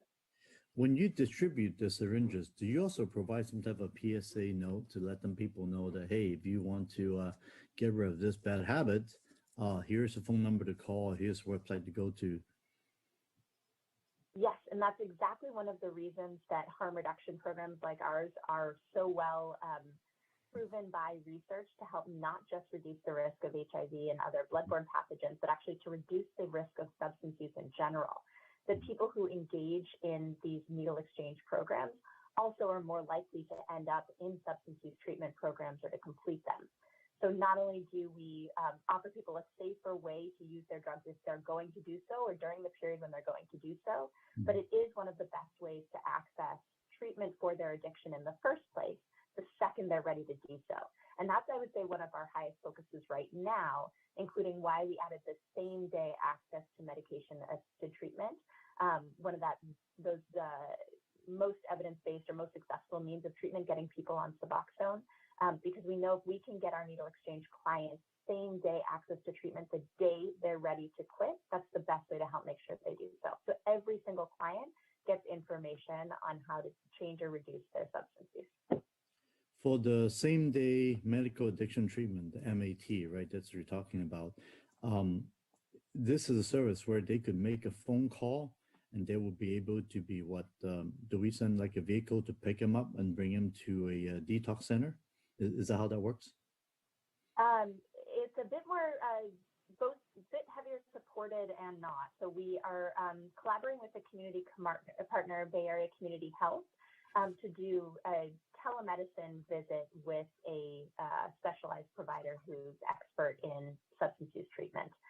So what the public health department side provides is health educators who counsel every interested client in their options for how to quit or reduce their use. And then if they are interested in that same day treatment, we'll facilitate every step of the way from I'm interested to I'm successfully seeing my provider and I filled my prescription and I've started my drug abuse treatment medication.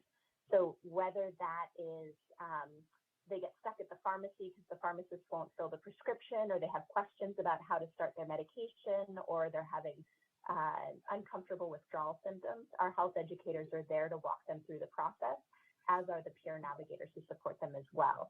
And then Bay Area Community Health provides the clinician herself who writes the prescription via mostly a telemedicine visit, but sometimes an in-person visit. But all this is an outpatient program, correct? Yes, this is entirely outpatient. We do sometimes use the county services to connect people to inpatient rehab services if that's the right fit for them. And we work with our substance use experts in behavioral health to help figure that out.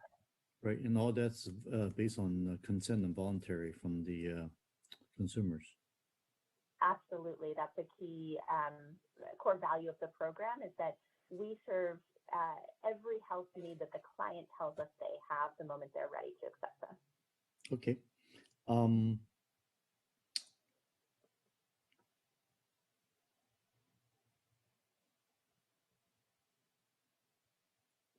On HIV cases, it shows that in the county, the Hispanic Latinx is the largest group being impacted, being 44%, which is even higher than national average.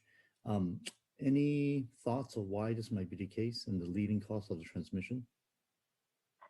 I think this frankly infuriating pattern of racial and ethnic disparities impacting populations of color in our county is certainly incredibly complex. Dates back to, history of structural racism, access to care, information and access to information about sexual health safety. Our goal in the program is to respond at all levels to these various factors that impact and lead to these disparities. So whether that is making sure that all of our service providers are bilingual and culturally competent in the various cultures that we're attempting to serve, or making sure that we do targeted messaging in native languages to people so that they receive the information about all of the options that exist right now to prevent STDs and to prevent HIV, as well as working with community groups that represent those disproportionately impacted communities so that we hear directly from them how that we can make sure that we're targeting exactly what services they say they need to help counteract those disparities. Okay.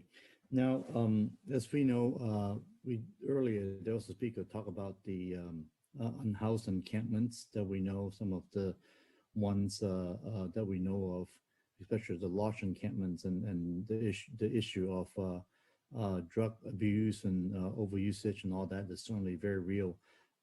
Has there been, and what type of outreach these encampments have our county been doing? Sure. So with respect to syringe access in the encampments, we've teamed up in particular with Valley Homeless Healthcare Program with their backpack medicine team to go out with them so that at the same time they're providing direct healthcare services to people in encampments. We're there to offer all of our entire suite of harm reduction services, whether that's safer injection or soaking supplies, our overdose prevention kits, or any of the referrals to substance use treatment that we've been discussing. In addition, we will sometimes, even when we're separate from the backpack medicine team, be out there in areas of encampments or areas where RVs, where people tend to be living in their vehicles, try to set up our services in areas that are easily reachable by those populations, and make sure that they know they can come access our services whenever needed. Great. Do you know how often they go out to an encampment? Is this something they do weekly? Yes, it's once a week is dedicated to encampments, and then sometimes there are additional sort of ad hoc needs that we hear about, an extra trip going out to encampment folks are particularly concerned about, or a client who hasn't been able to reach us another way, and we may send out a targeted team to try to reach folks. Great, thank you. And personally, I would think that would be very interesting to learn about the process, and please let our office knows if it is appropriate and okay that we could come out. Well, we'd love to have some of our team members from office to join the back med team out there to help see the good work you guys are doing. I think that's all the questions I have for now. I don't see Supervisor Semenian coming back yet. I was going to allow him to ask any questions. In the meantime, I don't believe I've opened up the public comment period, so I'll go ahead and open up the public comment. Clerk, is anybody waiting to speak to this item? There's one hand raised. Would you like 1 minute or 2 minutes? I'm sorry, you're muted, sir. Sorry, 2 minutes, please. Thank you. Thank you. We'll bring up a 2-minute timer. Our first speaker is Paul Soto. I've unmuted you. You'll have 2 minutes to speak. Timer will start when you've been speaking. Thank you, Paul Soto from the Horseshoe. Thank you for that presentation. I really appreciated it because you were able to accurately center the drug and alcohol, or just the drug addiction within the context of a medical issue, because that's what it is. When you violate say for instance, because I'm a recovering addict, and so when you violate the 11550, that's the code for under the influence, you're charged under the health and safety code. It's not the penal code. And so we need to approach this from that level. The harm reduction is absolutely correct. The problem, Supervisor Lee, has been, and I've constantly brought this to the committee, is that to the board, is that there has been no investment in the detox centers.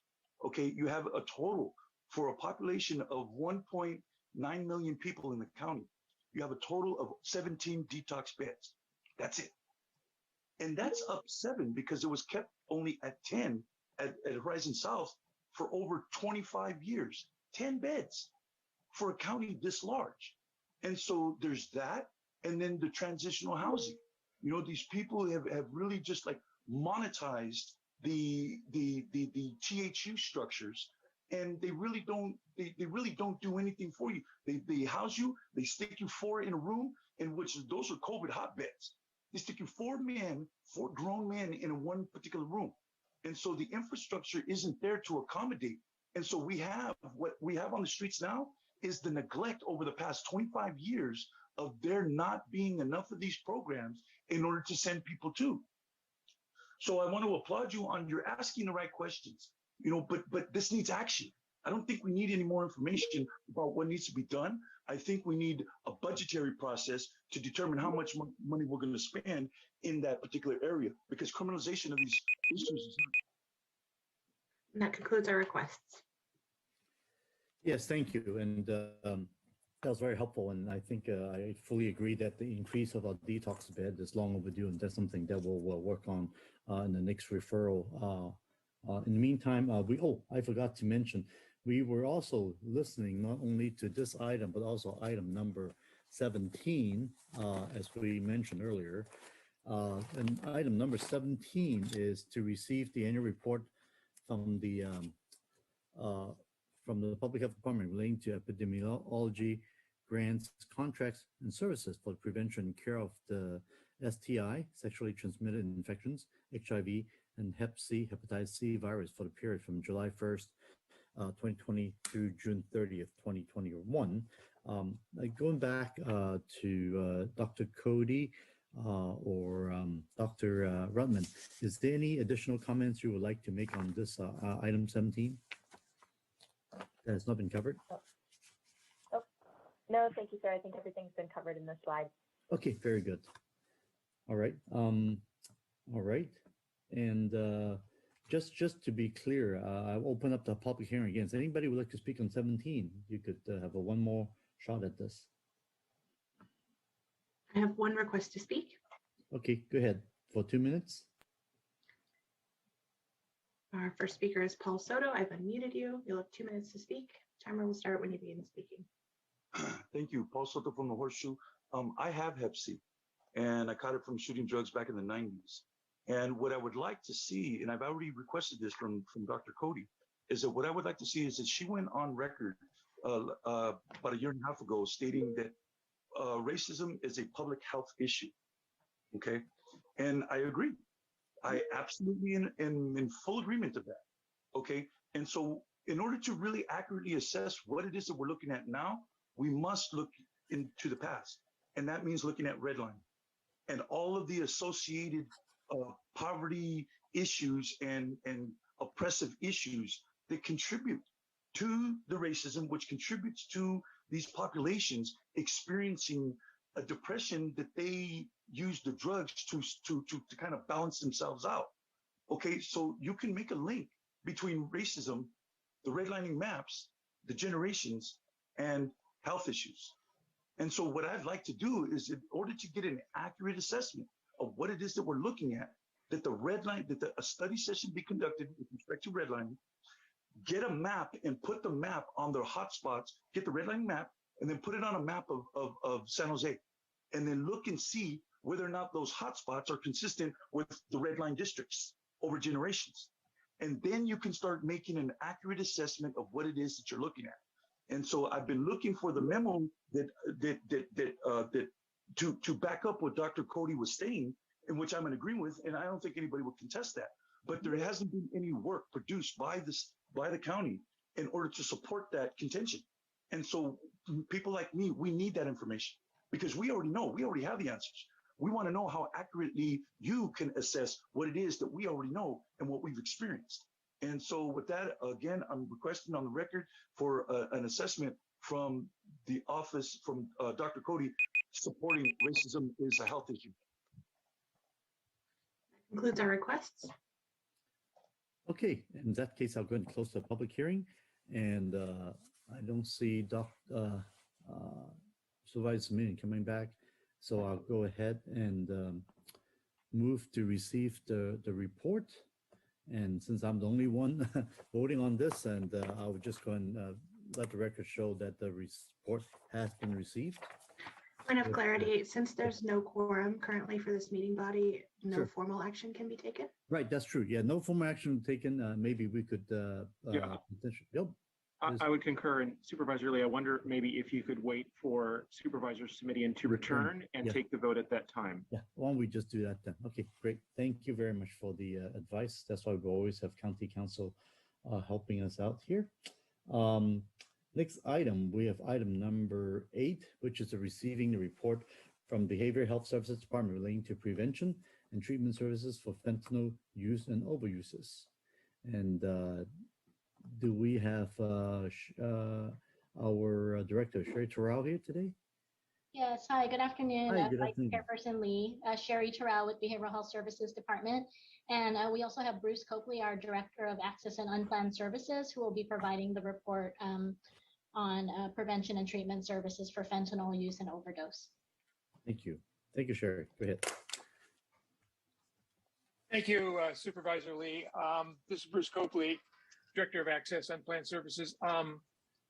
What you see is a report summarizing since the last report on the prevention and treatment activities that the department has focused on. And in this particular report, the department wanted to highlight the number of prevention activities that the department has been involved in. We've launched a social media campaign to target schools, school-age population through various media platforms that are utilized by youth. We did education outreach with the San Jose and Gilroy school districts on the danger of fentanyl-laced drugs. We sent out a letter to the parents in the Gilroy school district, again, identifying the issue of fentanyl that are being found in drugs on the street and the danger that they present for youth that are involved in any kind of recreational drug use. We did outreach to Santa Clara County colleges, including Stanford and city colleges, again, addressing the use of fentanyl and the danger of fentanyl being laced in a number of the substances that are being used by the population. We've done outreach in zip codes in which there's been high prevalence of overdose with the emergency department, specifically with the mayor of Gilroy office and city council to develop further outreach for the parents. And we are continuing to aggressively distribute naloxone kits to the community, families, and schools to assist in any overdoses that they're presented with. The other issue, as was discussed last time, Supervisor Lee, we are purchasing fentanyl strips and making them available to the public. Hopefully, we'd like to target colleges and high schools and provide information for students to at least understand that many of the drugs that they are using could have fentanyl laced in the programs, and to do the testing on their own. In terms of treatment, we have partnered with the 3 emergency medical departments, VMC, St. Louis, and O'Connor, to triage patients and to initiate treatment medication, as was discussed in the previous public health discussion on HIV and harm reduction. Also working with the VMC pediatric clinics for youth for medical aid assisted treatment. We have recently developed a program for youth to do MAT for the under 18 age group, and are also coordinating and in partnership with the Department of Corrections to do medication assisted treatment for individuals that are in the jail. In terms of deaths and overdose, that continues to increase. Part of it, and you asked the question on what may have precipitated the increase, part of it definitely is the COVID lockdown that has probably caused some youth to use more drugs. However, the other issue is that there's been, over the last 20 years, a fairly general stable population of young people that are using drugs. The problem is the drugs they use now are laced with fentanyl. And again, the amount of fentanyl that is in the drugs is unknown. I don't know if you saw that the middle school, it was in another state, where 3 youth overdosed, 1 died. Youth brought fentanyl to school. So again, as was discussed the last time we were together, it continues to grow and be the major element that is found in the illicit drugs that are on the street. Let me stop there and take any questions you might have. Yes, thank you very much, Mr. Copley, on the sad news about the issue of fentanyl. I'm just going to ask a very dumb question.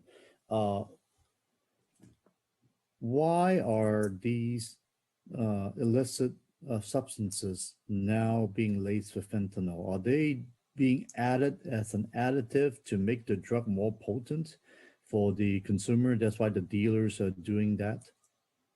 Well, there's two. One, it's potency. The second is it's just ubiquitous. There is so much fentanyl that is being brought into the country, primarily from Mexico, and the distribution chain that is unfortunately in California includes a lot of fentanyl, and individuals are lacing it in these fake pills, one to achieve a high for an individual, which again is addicting them, and also just their lack of any knowledge as in terms of how much fentanyl is going into these drugs. So I think it's a combination of two.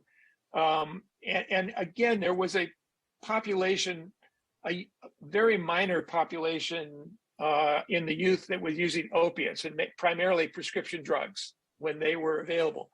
But the pharmacies and the medical system have really tightened down on those drugs. So they're not as available. So youth are turning to these illicit drugs that appear to look like pharmacy drugs, but again are laced with fentanyl. Okay, so you're talking about like other painkillers. Is that oxycodone? Yeah. Those are Oxycodone, any of the common painkillers that typically are given to individuals that have chronic pain or have come out of surgery. Right, and those, as we know, have been seriously cracked down in the last few years in lawsuits and whatnot, right? So, correct. Since those are harder to get a hold of, fentanyl became the dealers' drug of choice of putting into the product now. Is what you're saying? Correct. Yes, sir.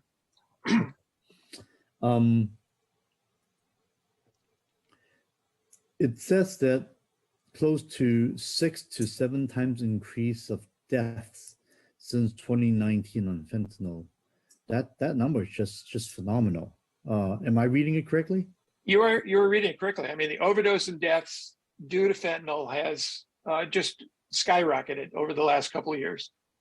Okay, and then out of all the OD deaths that we've seen, 9 out of 10 of these deaths are due to fentanyl. Correct. Is that what I'm saying? Wow. Okay.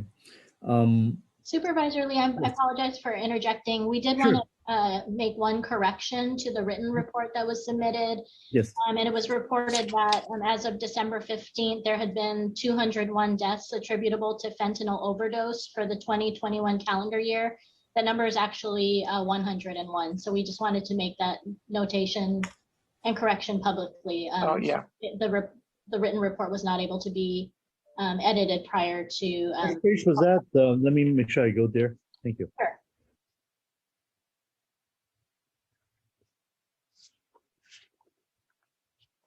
I'd like to just take a moment to acknowledge that Chairperson Simidian has rejoined the meeting. Oh, good. Okay, so for those deaths of fentanyl that you're talking about, do we have any more drill down data as to what is the demographics of the like ethnic background or age group of those who are increasingly dying from fentanyl overdose? I don't have it at my hand, but we can get that for you, Supervisor Lee. Great, I think that would be helpful. Yeah, that's part of the that would come from the coroner's report. Okay, very good. And if that's the case, Supervisor Simidian has returned, I'll go and turn the chair back to Supervisor Simidian. We are on item number 8. Thank you very much. And if there's a problem with the bandwidth, I'll just look to you, Supervisor Lee, to hold up your hand, and I'll eliminate the video yet again.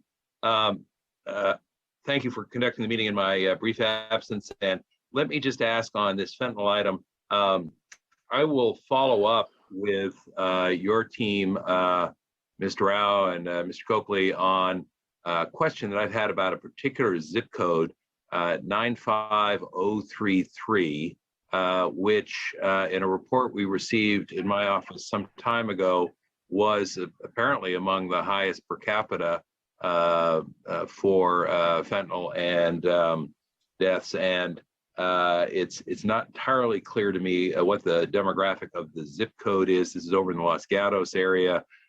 So I'd like to take a look at It may be the hill communities, it may not be the flats, but I'd like to just follow up a little bit and get a better sense of what's happening there.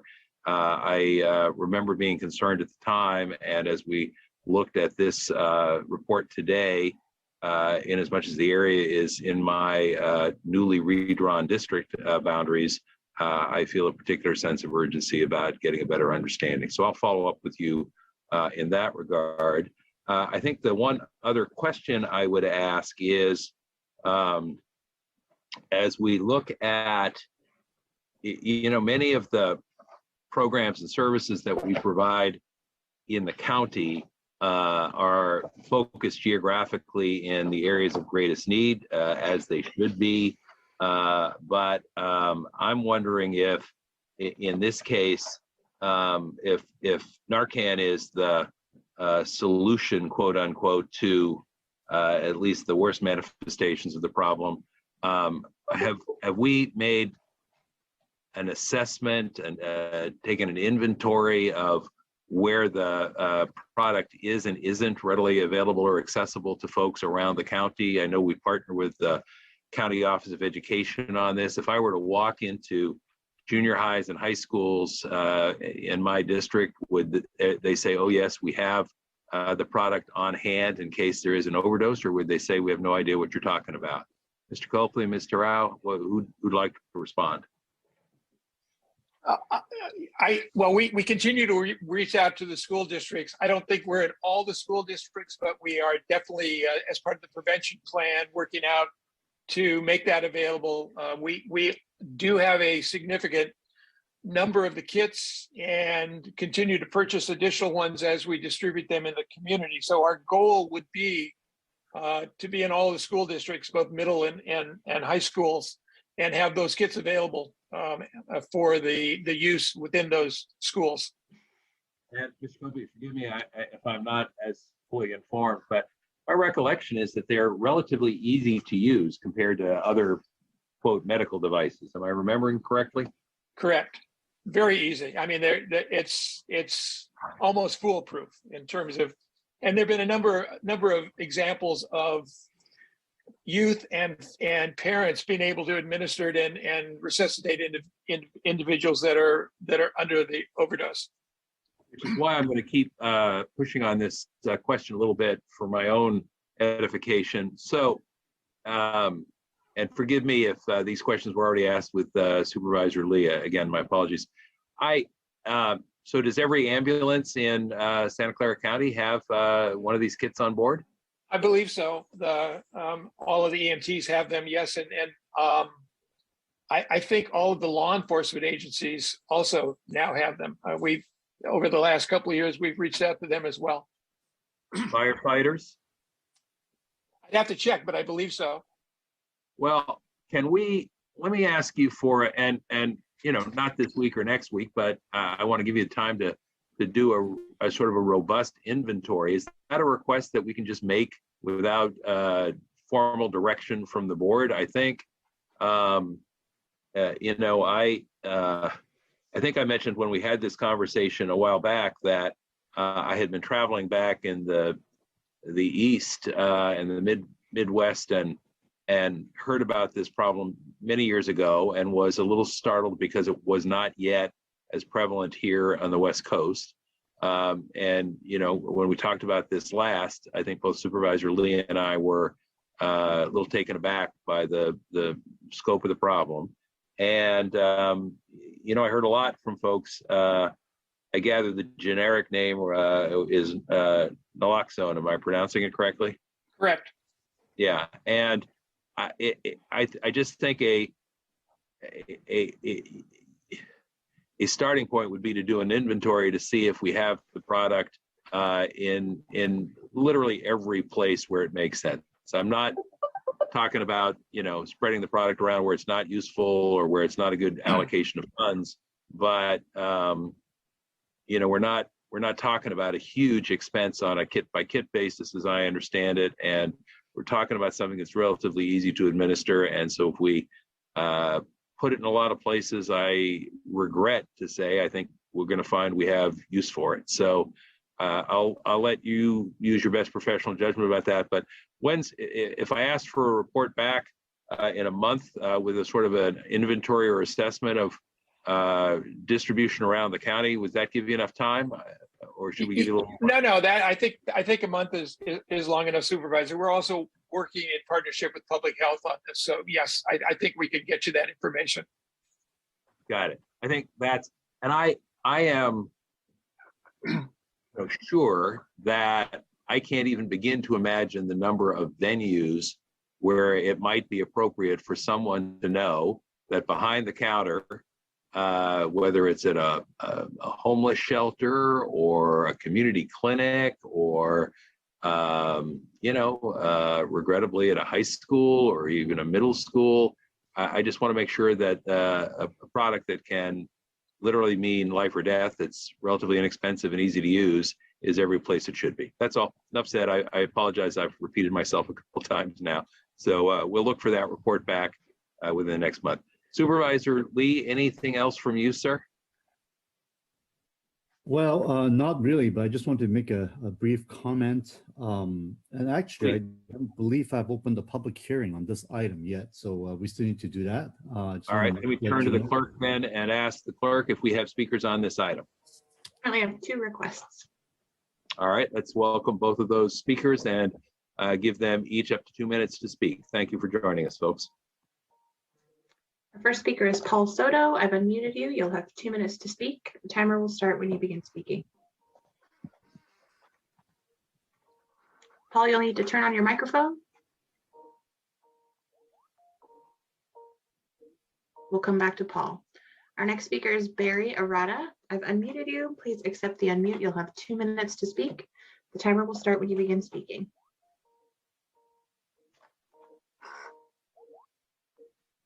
Barry, are you there? You'll have to click once to turn on your microphone. We'll try Paul one more time. Paul Soto, if you will accept the unmute.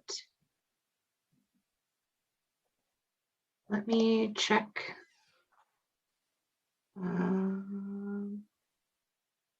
As far as I know, all my settings are correct. Paul Soto, would you like to unmute yourself? And we'll try Barry one more time. Barry, are you able to unmute yourself? Accept the microphone.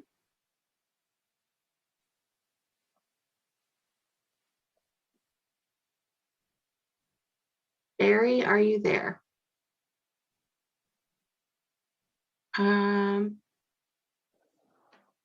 suspect a technical issue, but I cannot identify it.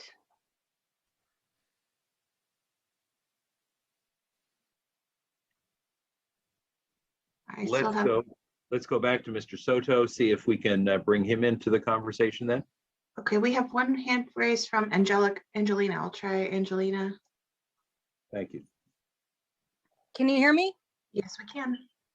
Okay, I just wanted to comment on this, as I feel it's a very serious subject for what's going on in Santa Clara County, and just that we need to educate everyone about this and the seriousness of this. And that's why we need all the medical professionals out there to help with this. And, the firefighters, the police officers, the ambulance drivers and everything. And just, because this is very scary times, and we need them for this. Like younger and younger kids hearing this, I had no clue. And it just breaks my heart having soon to be high school students and that this is out there. And I just really hope that this county could get a hold on it and not let go, or just support our firefighters, our police officers, and our ambulance drivers and the hospital staff, and helping our community and our children and even adults in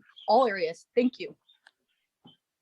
Thank you. We'll try Paul Soto for the last time. Paul Soto, if you'd like to accept the unmute, you'll have 2 minutes to speak. And there's still no response. All right, Madam Clerk, with regrets, and we'll hope that we can pick up these folks at some other. Can I try Barry one more time? Please do. Barry, You should have the option to accept the unmute and give public comment. And still no response from Barry. Thank you very much. That concludes. Thank you. All right. Efforts. Supervisor Lee, we have a motion from you to accept the report. Yes, to receive the report. Yes, as I said, I was going to make a brief comment. As some of you have known, I have a first cousin who actually just passed away just a few months ago on overdose. This is certainly a very personal issue to me, and I really would like to hit hard and work hard with our school districts. I'm going to outreach the school districts to make sure that this word is out there, especially at the high school level, because younger kids are exposed to it, and this is truly a crisis, number one. Second of all, I do want to mention that the fentanyl is such a deadly product, and I've heard some suggestion of having law enforcement or the district attorney's office to be potentially prosecuting these type of the dealers, not just regular drug dealing, but actually in manslaughter or attempted murder. I certainly would like to connect further, and maybe Dr. Smith, we could talk further later on with our district attorney's office to see if that is something that would make sense in order to deter these dealers trying to put fentanyl into their product, killing people, literally killing people in our Silicon Valley. And that's all I have. And then other than that, I would like to move to report, receive the report. Thank you. All right, motion by Lee, second by Simidian, and again, Supervisor Lee, condolences. Let's ask the clerk to call the roll. Vice Chairperson Lee. Yes. Chairperson Simidian. Aye. Motion carries. And Supervisor Lee, I believe during my brief absence, you were able to take care of item number 7 and 17, which were combined for the previous item. Is that correct? Yes, we did, but we couldn't take a vote since we didn't have a quorum. So would you like to go ahead and take that vote, please? To receive the report? Thank you. I'm going to ask the clerk if I can at this time move simply that we receive the report. I'll ask Supervisor Lee for a second. Supervisor Lee? Yes, of course, I'll second. Thank you. And apologies. And this motion is to receive 7 and 17 concurrently. Is that yes, correct? and I believe that those items which were combined were the only ones I missed, and that will allow the clerk to record in the minutes that all items were in fact formally acted upon. That's so correct. Please call the roll, Madam Clerk. Vice Chairperson Lee. Aye. Chairperson Simidian. Aye. Thank you very much. Motion passes. So 7 and 17, with a backward glance, item 8 was just taken. That takes us then to item 9, which is the assisted outpatient treatment item. And let me ask who's going to step up and present on that. Good afternoon, Chair Simidian and Supervisor Lee. Sherry Terrell with our Behavioral Health Services Department. And we have Sue Jung, our Division Director, overseeing our AOT program, who is here to present on the item. Thanks very much. Please go right ahead. Yes, hi. I just wanted to kind of give a little bit of updates on the progress as we are preparing to launch AOT next month. Currently, we've created a website in Behavioral Health Services Department, really providing all the information, basic information on AOT criteria, who could actually request petition. And also we have AOT email are created as well, just so that people who are able to send referrals to request for services could actually send that referral through the email. So that has been created so far. We are continually meeting with our court partners for a collaborative meeting with Judge Manley, court staff, as well as county counsel and public defender's office to continue to really collaborate with them on just the launch and implementation and making sure that they're fully involved in this process, as well as us being on the same page together. We are also meeting with our advisory committee to continue to not only inform them, but also get their feedback on making sure, as we have been finalizing our policy and procedures, we are getting their feedback to finalize that. The next thing on the line is working on the evaluation with them. So AOT team has been working closely with our behavioral health data and analytics team to continue to create the survey or the data tracking mechanism. The state actually requires about 14 different mechanisms to kind of report on. So we've been using that as a model to make sure that we're collecting the needed information. And then the way we are creating it is that that information will be programmed into our avatar system, that's smart, so that our providers could continue to not only collect them, but easily report out the necessary information that's needed. And then, of course, we are working on amending all of our contracts with our AO Act providers. So currently it's 2 providers, mental health services system, mental health systems actually, and telecare. There are 2 Act providers, and we are expanding our current capacity so that they can provide AOT services as well. And they've actually already met with our court collaborative partners as well, just so that we can continue to involve our providers with our court partners in implementing this program. And we're planning to have them also meet with our AOT advisory committee at the end of this month.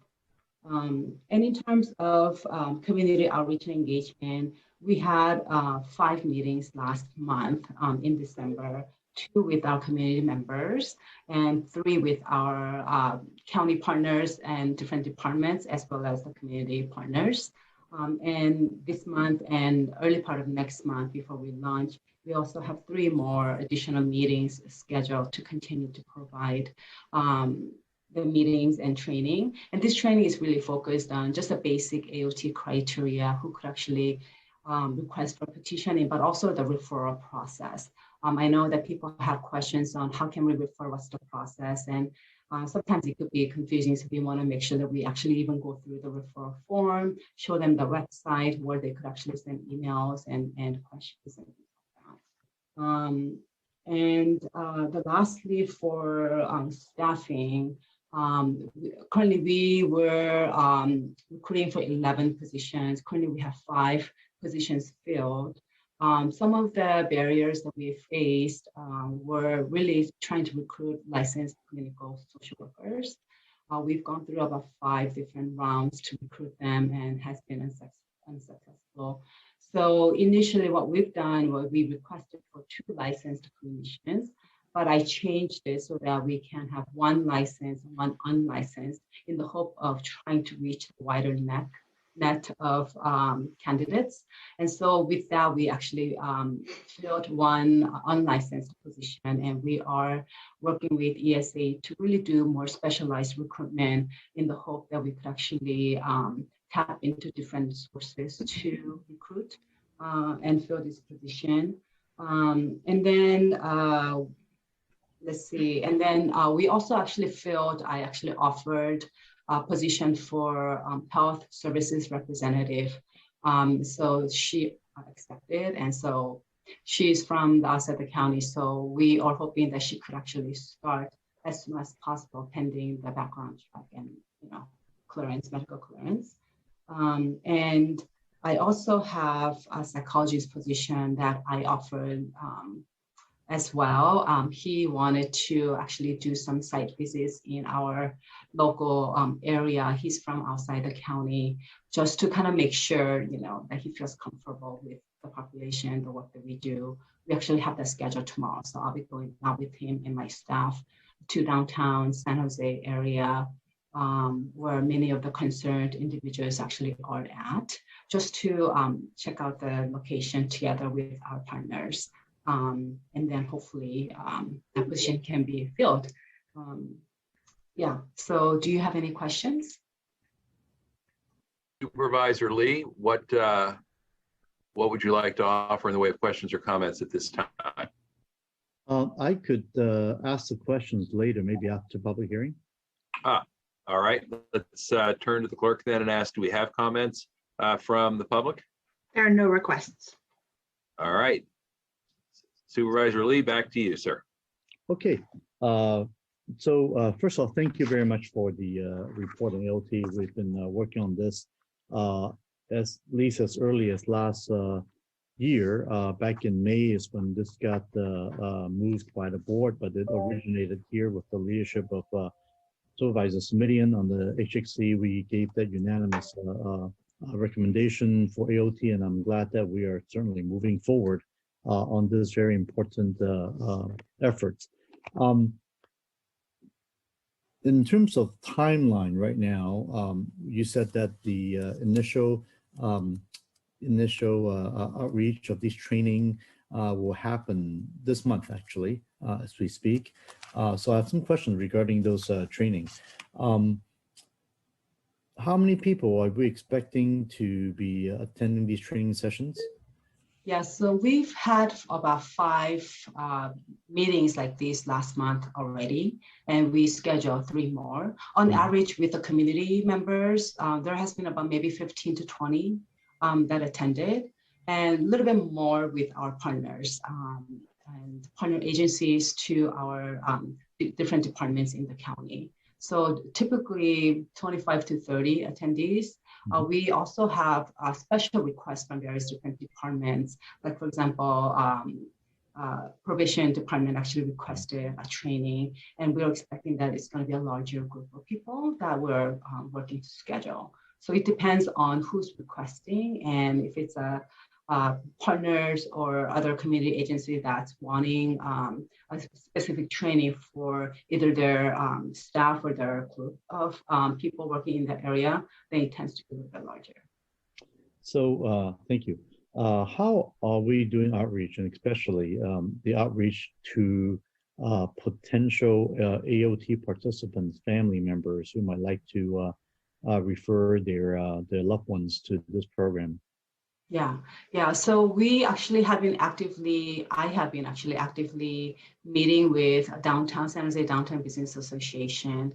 They actually are pretty closely engaged with community members and residents in that area. So that's one way where we are actually distributing our information about the trainings and meetings to them so that they could distribute to the people they know, people in their businesses and residents. Another partner is NAMI. So we've been working closely with NAMI. One of the members is also part of our advisory committee member. So we've been working with them to distribute information as well. And also we are planning in the future to actually go to their quarterly community meeting to also provide some training and information on AOT. So those are the primary ways, but we've also worked with our learning partnership. They have a huge distribution list where they are able to send out information to not only the partners, but also really the community members who have attended some of the trainings. And they sent out our training information to them as well. And it's also, in the past, we actually posted on Facebook. We have a Facebook as well, so that people are able to access that information. Okay, good. When we were working on this program, we started also talking to some of the judges, including Judge Manley, who has the mental health court. Have you been coordinating with Judge Manley or his office or his staff regarding the implementation of this program? Yes, so the monthly meeting that I have with the court staff is that includes Judge Manley. So Judge Manley is one of them, as well as Public Defender's Office, and County Council. He's been very invested and actively involved, as you are very aware. And so we meet regularly, number one, but we also would email him or get on quick phone calls if there's any questions related to how we want to roll out this program, because they have to be actively involved in this rollout together. So yes. Right, I think very likely he will be one of the judges that will be assigning some of the first clients to be enrolled in the AOT program. That's correct. Yes. Exactly. So I just want to make sure that this all working smoothly. And there is a one looking at the number of folks who are to run AOT. I see that there's 3 senior management analysts, which seems to be pretty heavy. But given how important and how big this program is, I think that's probably needed, but if you could share a couple of reasons why you have that assignment. Yeah. Mm-hmm. Yeah, so there's two different functions that we have for the analyst. So two analysts will be actually working on creating the data tracking, making sure that all the information that's requested from the state actually are tracked, working with our providers as well as our triage team to make sure that we are able to collect them and provide reports. And then the third analyst will be working more closely with all of our partners, with board of supervisors, as well as different departments in the county, in looking at any kind of policies, anything that's coming down that we should be aware in implementing this program. And they're the ones who will be communicating and providing that report as well. So when we looked at other counties similar to our size, they typically had about maybe 2 analysts, but we had this additional function and we had a little bit more population in this county. So we thought 3 was needed to cover this work. Right. And the what we're looking at right now is about 50 additional slots, but maybe 50 to even 100. Is that what the ultimate goal is eventually? We could expand it that size? I mean, I think 50 was what we started out, right, depending on how quickly that 50 gets filled. Mm-hmm. I think we would have to come back to provide another report and right.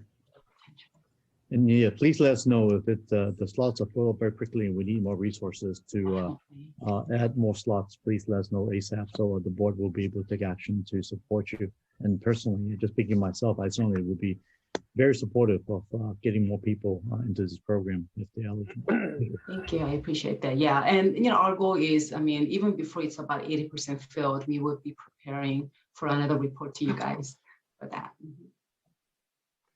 I noticed that Dr. Smith's Zoom box lit up briefly. Dr. Smith, did you want to weigh in at this point? No, that was a mistake. Sorry. Sorry, and in attempting to mute Dr. Smith, I muted Vice Chairperson Lee. Ah, all right. Apologies. No worries. I was just finishing my questions anyway. Thank you. As I said earlier, I think we're all doing the best we can under challenging circumstances. So thank you for that. Let me ask Ms. Jung and Mr. Rao both, and I'm sorry to put it quite this way, but what is it you're most worried about? What is it that keeps you up nights, when you're trying to sleep? What is the sort of the one challenge you're thinking, as we make our way into this new effort, this is the thing that I'm most concerned about right now? Could start. I mean, for me, I think as we are getting closer to launch, I have other staff that I got are wonderful, but they're also new, as I'm new at this. And so, of course, we want to do everything right and well, but we also know that there could be, incidences or things that could happen that's, unforeseen. So really, I've been working with not only my staff, but also our providers on just being flexible and, really collaborating and having frequent communication together. So that's kind of my strategy in responding to anything that might happen that we may not have thought about. And also really staffing is a biggest challenge that I have at this point. As we have gone through many different rounds of recruitment, some positions are difficult to really fill, not just my office, but really, I think the whole county-wide, as you're aware. So those are some of the concerns that I have at this time. Thank you. Mr. Rao? I would certainly echo what Sue has shared. I think, there's such a growing need amongst behavioral health, and we have several very significant and large-scale initiatives that we are ramping up all at the same time. So not only are we working on implementing assisted outpatient treatment, but also preparing to launch Trust, which is the community mobile response effort, along with just all of the other responsibilities that we're currently managing. So I think with respect to this particular program, certainly we're making really good progress on hiring staff, but I think there's still 4 FTEs to fill at this stage of the programming. And as Sue mentioned, with the implementation of anything new, It's, orienting staff to a brand new program, developing all of the policies and procedures, ensuring that the public is well informed about the program and able to access the service. So I think certainly some of the things that Sue has mentioned are things that also weigh on my mind as well. Thank you both. Thank you for the effort to date. I will just echo Supervisor Lee's comment that as you make your way through implementation, you're going to have an opportunity to better assess what your needs are, where they are, how great they are. And, I think if I can paraphrase what Supervisor Lee was saying, I think we both would like to make sure that we hear from you sooner rather than later. If there are needs out there, let us know. I think we understand this is a daunting challenge. I'll let it go at that. All right, Supervisor Leaf, I think I need to ask if we have public comment on this. I think there was not public comment a minute ago, but I want to make sure, Madam Clerk, that we didn't exclude anyone. You have a hand up from Paul Soto. All right, let's see if we can get Mr. Soto into the mix then. Paul Soto, I've unmuted you. Looks like you are there. Go ahead, you'll have 2 minutes. Okay, thank you. Paul Soto from the Horseshoe. Don't do it. Do not do it. I'd like to refer you to end of the year review. It was done by Scott Neese. He has his propaganda videos, okay? Go to the San Jose Downtown Association website and go to 2021 in review. And it's one long propaganda video of this dude getting with a PBID. It's some nonprofit organization that he's got with this downtown association. Basically, what he wants to do is he's going to hire, out of that fund, he's going to hire 2 social workers. And what he's going to do is go around in the tents. Oh, we got a place for you to get treatment. Oh, you're refusing? Officer, arrest him. Arrest him. We just gave him an opportunity. This social worker just determined that he is not suitable to live, in this tent. But yet we have Martin versus Boise. And Martin versus Boise states specifically that if there is no place for a person to live, that a tent is suitable on any public property because there's nowhere to put them. You kicked out all these people so that Scott Neese can have his Van Gogh display over there in the hall behind the convention center. Okay, so they're on the streets now, and now what he wants to do is go around with social workers and have people arrested. You can tell him, oh, well, you're not going to get arrested. You're not in jail. You're going to be put in jail. Michael Tyree was murdered, man. He was murdered because he had no place to go. He was in there on the same circumstances that you guys are going to try to put in there. And that jail? Come on, man. We got the Attorney General today that is going to be filing charges on Lori Smith. He already knows what time it is inside that jail. Don't do this. I'm telling you, man, all it is that Scott Neese and all these people want to cover up the fact that they generated poverty. And those are the symptoms of it. And this city wants to criminalize the symptoms of poverty. And that concludes our requests. Thank you, Madam Clerk. And let me just ask Supervisor Lee one more time for the motion to receive the report, which is all that is requested here today. Yes, motion for item number 9, motion to receive the report. I will second. We'll ask the clerk to call the roll and say thanks again to staff. Vice Chairperson Lee. Aye. Chairperson Simidian. Aye. Motion carries. Thank you very much. All right, that takes us to item number 10. And Madam Clerk, this is an item, of course, where we have a series of reports. So in order to make sure folks who are reporting know what concerns, if any, are out there that they might want to respond to, let's go to public comment first and see if there are any folks who want to speak under item number 10. I see no hands going up. All right, then we will move directly to. Apologies, one hand went up. All right, let's take that member of the public then, and 2 minutes will be allowed. Thank you. Our first speaker is Barry Errata. I've unmuted you. Please accept the unmute. You'll have 2 minutes to speak. The timer will start when you begin speaking. All right, thank you again for hearing my comments on this one. If I could get clarification, it's very vague on item number 10. as what we're going to be speaking to. Item number 10 is the recommendations from, well, it's a director's report, actually, as it says in the published materials. And the reason I asked if there were comments is because 10 has several parts. There were reports A, B, C, D, E, F, G, and H. We have already heard from the public health officer more broadly, but all of the others will we will march through one by one by one. So if there's anything under item number 10 that you would like to speak to and haven't yet spoken to, this would be the time. Okay, that's clear and understandable. Thank you for the clarification. I have the agenda in front of me. I just wanted to know if it's better to hear the reports and then have comments in the end instead of prefacing.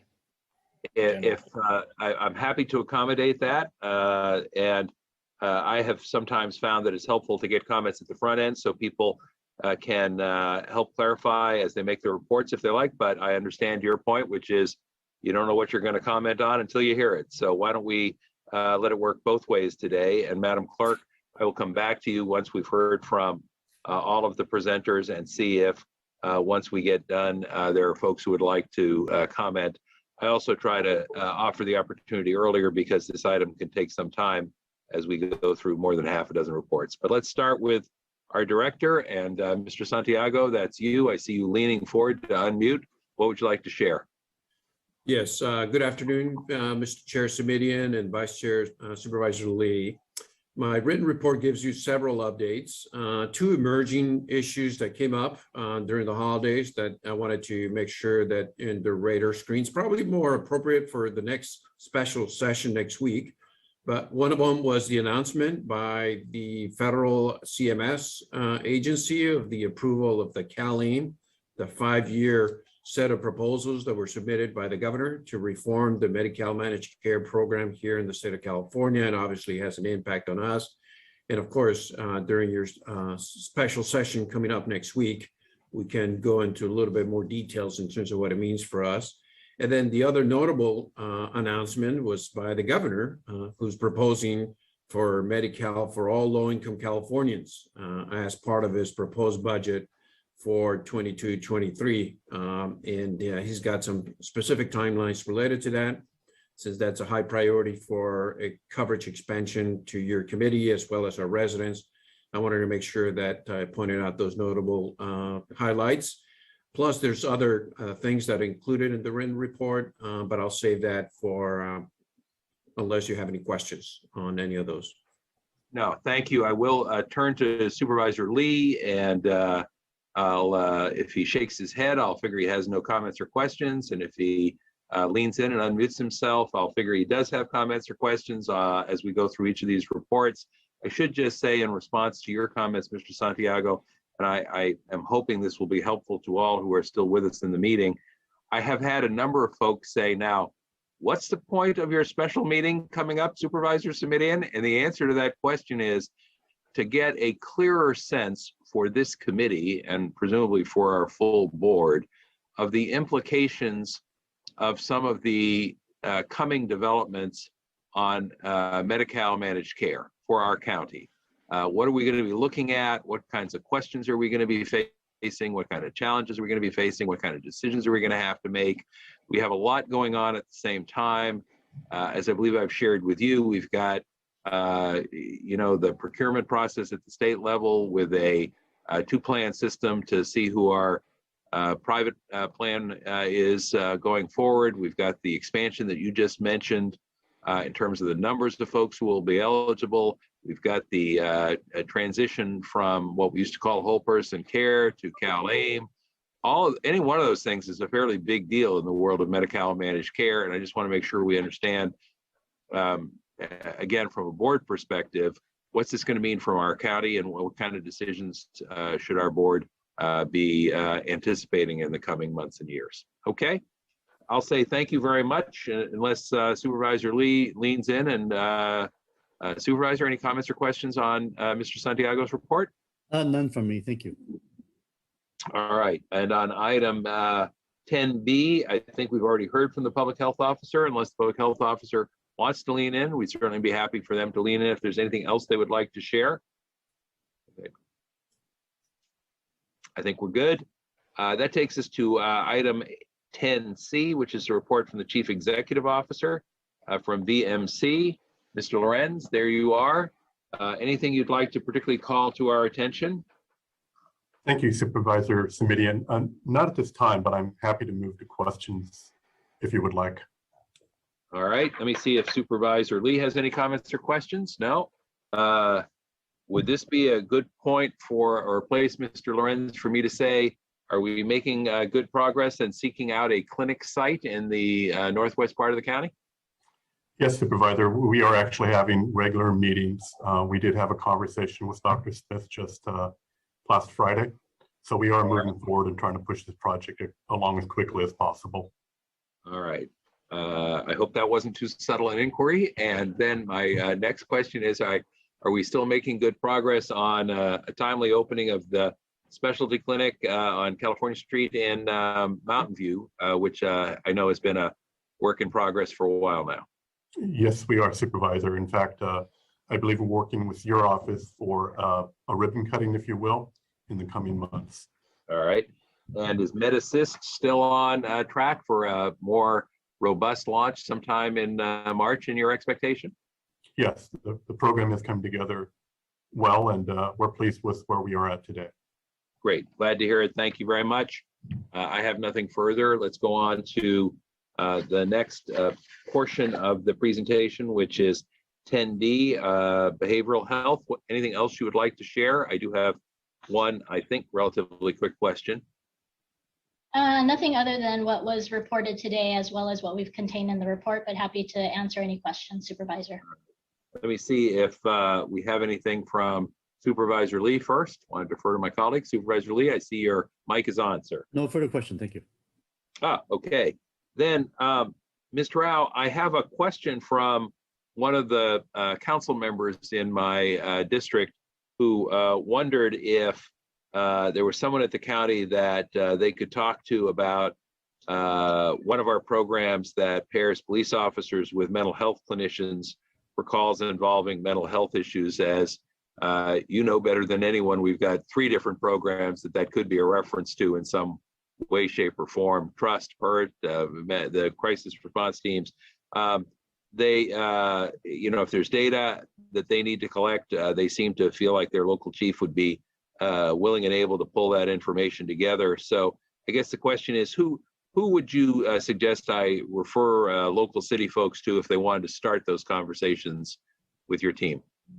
Sure. Supervisor Simidian, Bruce Copley is our executive overseeing our mobile crisis program. So certainly they can reach out to Bruce or to myself. All right. We'll send them to Mr. Copley and say thank you to you for that referral. And thank you, Mr. Copley, for being available to help manage those issues. Let's then go on to item 10. Supervisor, I wanted to let you know I did. Matt and I did connect about that census tract, so I'm on that already. Great, thank you for that. And see that we just have to ask. All right, good to know. Then that takes us to 10E, the Valley Health Plan. What might we know from the Valley Health Plan? Ms. Rosas, I see you there. Yes, good afternoon, Supervisor Simidian and Supervisor Lee. I have an update on where we are as of January 1st on the Primary Care Access Program. As of course, you know, the board led with increasing the eligibility for PCAP for care at the hospital system and the clinics from a limit of 200% FPL to up to 400% of FPL. That went into effect as of January 1st. And we already have 63 patients enrolled in that program from January 1st to yesterday, January 18th. And we will be doing more on outreach. And so we believe that there will be more people enrolled as time goes on. But we think 63 people enrolled in that new eligibility corridor is a significant success at this point, so early in the program. In terms of contracts with the clinics, we have issued all 11 contracts. One is in the signature process. The others will be in the signature process soon. A couple are doing language negotiations. And other than that, most of the clinics are, in fact, all of them are pleased, and we've met with each of them, and we're in a good place with the contracting. It should all be wrapped up by, I think, the end of the month. And do you have any questions on any of those issues? No, you've worked with me long enough now that you anticipated my question on the clinic contracts being signed, so thank you for that. Supervisor Lee, anything at your end? None further, thank you. All right, thank you again, Ms. Rosas, appreciate it. That takes us then to item 10F, EMS, Emergency Medical Services. And Ms. Lowther, nice to see you. What would you like to share with us? Hey, Dr. Miller, nice to see you as well, sir. Good afternoon, Supervisor Simitian, Supervisor Lee. You have our report, which is lengthy, goes over our QI as well as compliance. Compliance for this report encumbers November. December was a much busier month, as well as January thus far. All of our providers did meet compliance for November. December, because it was such a challenge, we gave them till the end of January to complete all eligible exemptions. So I don't quite know how December is going to turn out just yet. We've been extremely busy, and there have been lots of challenges out there. Everybody is working very, very hard, as you mentioned earlier. So we're here for any questions that you might have. Thank you. Ms. Lowther, I'm going to ask you a question next month, so I wanted to give you a heads up about it now. And you will recall some years back that we spent a lot of time and effort trying to generate timely arrivals in the city of San Jose by their fire department when that was a struggle. And it was important, of course, because that's half the population of the county. And we're there, and we seem to have been there now for a while. That part, I think, is pretty clear, yes? Yes. I'm going to ask you, not today, but next time, to share your thinking about what it was that allowed us to get there. What did it take? What was it that actually worked?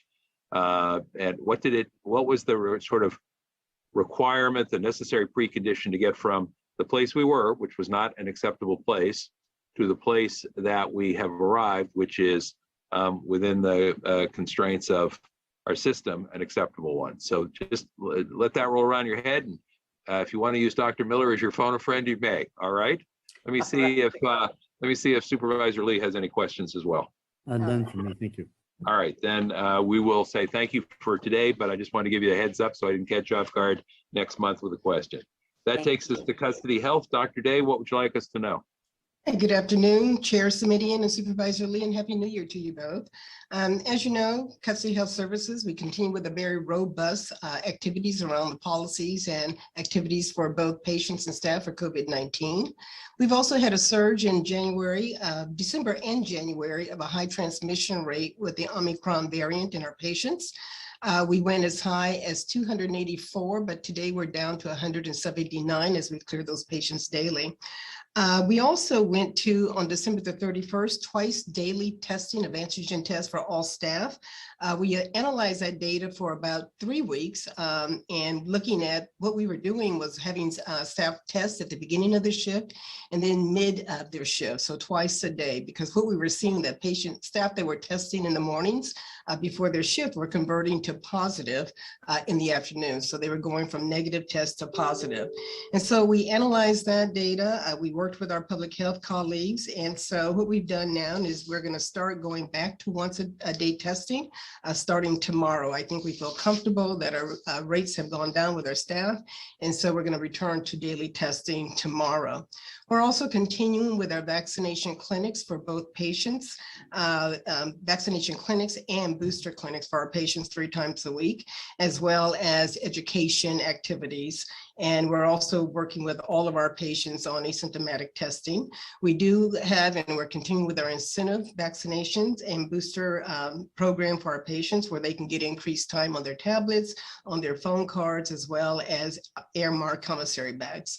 And so that's going well and increasing our rates of testing and vaccinations with our patients. Other than that, that's my report. We're continuing, like I said, to mitigate the COVID-19 activities in the congregate care setting. And if you have any questions. I'm good. Let me turn to Supervisor Lee. Yes, I do have a couple of questions for Dr. Day regarding custody health. Yes, good afternoon, Dr. Day. The latest vaccination data for our adult patients in jail shows only 58% fully vaccinated, and then only 55% of juvenile are fully vaccinated. These numbers looks very, very low, especially given the outbreaks that we've had. Do you know if some of those of our patients in jail are actually trying to get COVID as a way to get released? Is there some type of false information that's being spread out there? Supervisor Lee, I don't believe that's the case. As you know, it's a point in time, so we have a rolling number any point in time of how many patients are fully vaccinated and or boosted, simply because we have patients coming in on the front end unvaccinated and patients leaving on the back end fully vaccinated. And so we don't see that as a reason. What we're seeing is that more patients are requesting to be vaccinated since we've had this surge.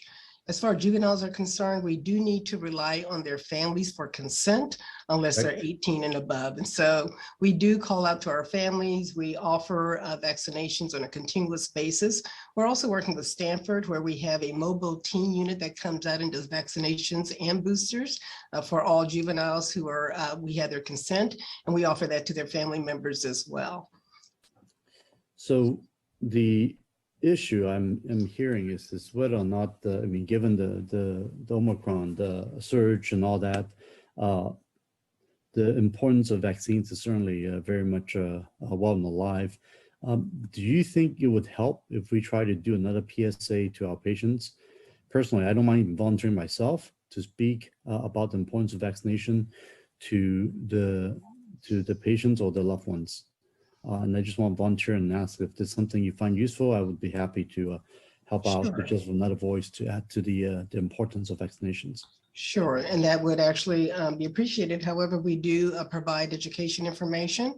We do simulation videos that are running continuously using trusted members of the staff to be in those videos, and we work with public health.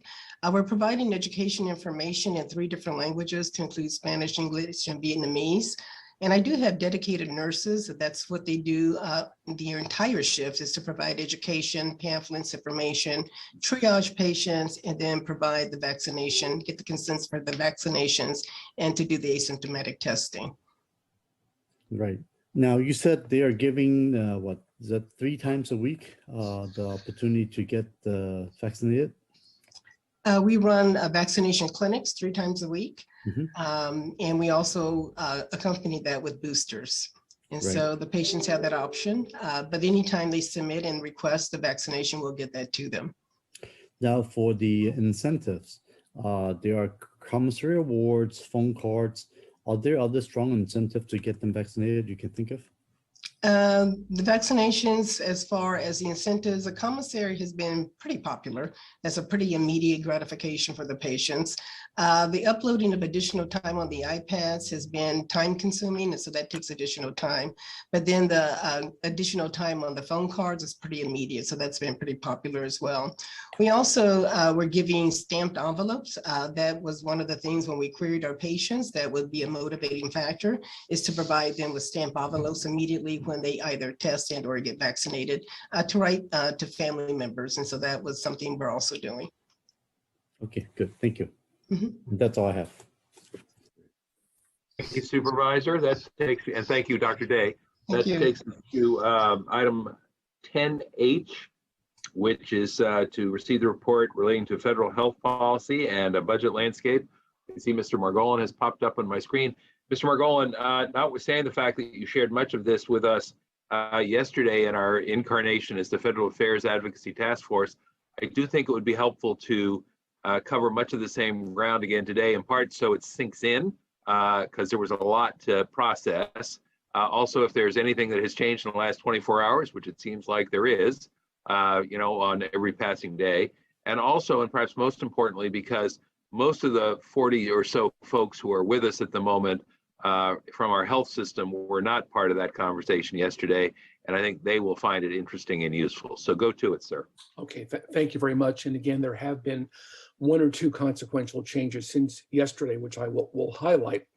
So as I reported yesterday to the Federal Affairs Task Force, much of the major unfinished health policy work in the Congress is contained in the Build Back Better package, which passed the House end of last year, but is now stalled in the Senate.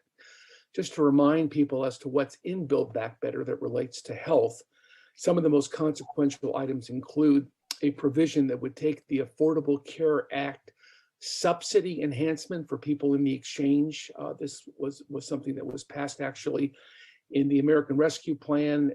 It has been effective in making the cost of coverage in Covered California and other exchanges around the country much more affordable, and it's also allowed people who otherwise would not qualify for any subsidy, who have higher incomes but still in need of help, to in fact receive a subsidy.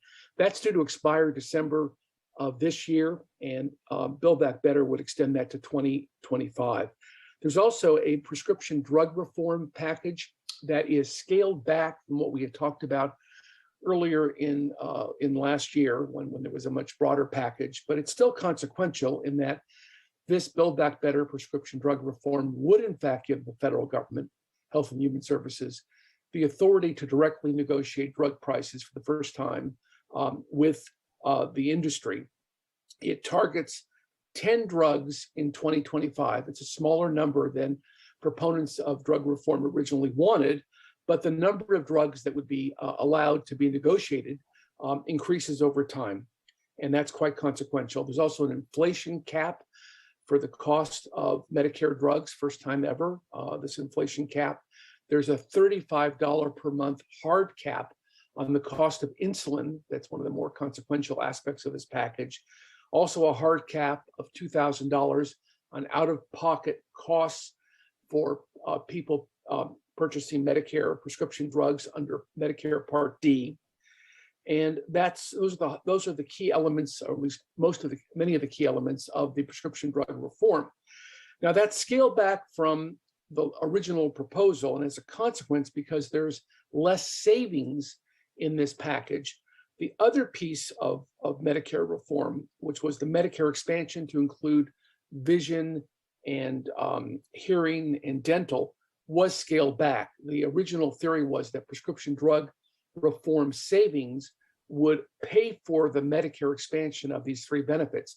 When the prescription drug package was scaled back and the savings were reduced, actually they were chopped in half, the House at least decided at that time they couldn't afford all three expansions. So the only expansion in the House package is for hearing aids, hearing services. So those are the key elements, or many of the key elements of Build Back Better on the health side. There's been a conventional wisdom among pundits recently that because of the position of Senator Manchin and Sinema on the $1.75 trillion package, which surprised many when Senator Manchin expressed it end of December, that this package was now dead, that it wasn't going to survive. There are many in Congress who in fact believe that that's not the case. And in fact, members of the Senate and House have begun to talk about March 1 as a new deadline for trying to get a revised Build Back Better package through. The significance of March 1 is that's the date of the president's State of the Union address, and obviously highly symbolic, highly significant date. So that's the new sort of target date. And on the issue of whether this package is dead or not, President Biden, this is sort of the breaking news or the new development, Mr. Chair, that I referenced earlier. President Biden had a 2-hour press conference today that made a lot of breaking news. But one of the key points that he made was that he wasn't giving up on Build Back Better, but he was prepared to break it apart. That was the phrase he used, break up the package. He talked about climate change, have the consensus about the funding for climate change, universal pre-K, he said, was strongly supported by Senator Manchin. And he said, we'll do what we can now and save the rest for later.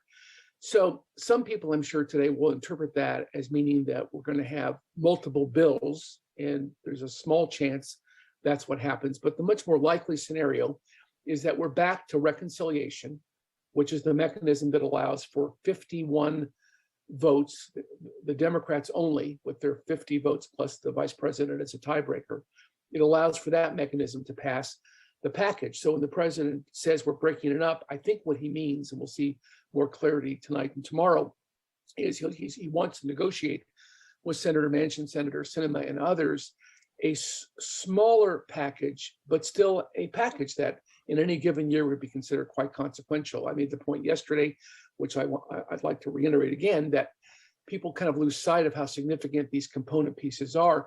If universal pre-K alone was the only program in this reconciliation package, it would be viewed as an historic achievement. There's so much more in this package, and expectations last year were raised so high that when now people start talking about a smaller package, there's a sense that, well, we're giving up, or it's being broken into these very quote unquote small pieces. They're not small at all. And I think in the end, a package that might be put together over the next month could be quite consequential. So again, no guarantee that we'll get a deal by March 1, but the president is trying to revive that with his comments today, and we'll see how that plays out in the weeks to come. A few other healthcare issues to highlight. The federal public health emergency was extended on January 16th for an additional 90 days. This allows the county to pursue telehealth services and also provides the state with enhanced federal matching funds. There's no risk this will go away anytime soon, both because the crisis, the emergency is not going away anytime soon, but the administration in Washington has said that before they remove this emergency authority, they're going to give all the stakeholders, all the states, all the counties 60 days advance notice, at least 60 days advance notice, and we're far away from the time when they would likely do that. Plus, there are efforts to get some of these authorities, such as the authority for telehealth, enshrined in a statute that would not rely upon the emergency authority. So just worth tracking that. We are tracking that, and I wanted to highlight for you the latest on that.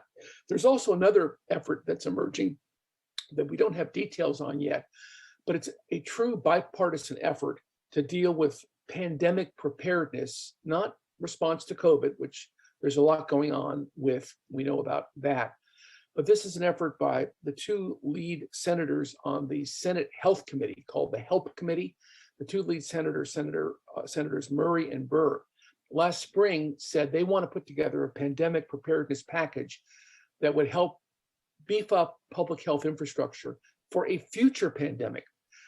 That's been a below the radar discussion for the most part, very little discussed publicly, but they've been soliciting input from various stakeholders over the last several months. They haven't revealed the details of the package yet, but we expect in the next several weeks, we are likely to see this pandemic preparedness package unveiled. Part of the reason why it's likely to happen is Senator Burr is retiring at the end of this year. He's very invested in trying to make this happen. And I think it's likely that Murray and Burr will put something forward. And then the last comment that I'll make references something that Renee Santiago already highlighted, and that is there was this agreement end of December by CMS to approve the CalAIM waiver package. We'll be talking more about that at the special hearing next week, but that's a very consequential federal state agreement. That's a brief review of the latest issues at the federal level. Happy to respond to questions or comments.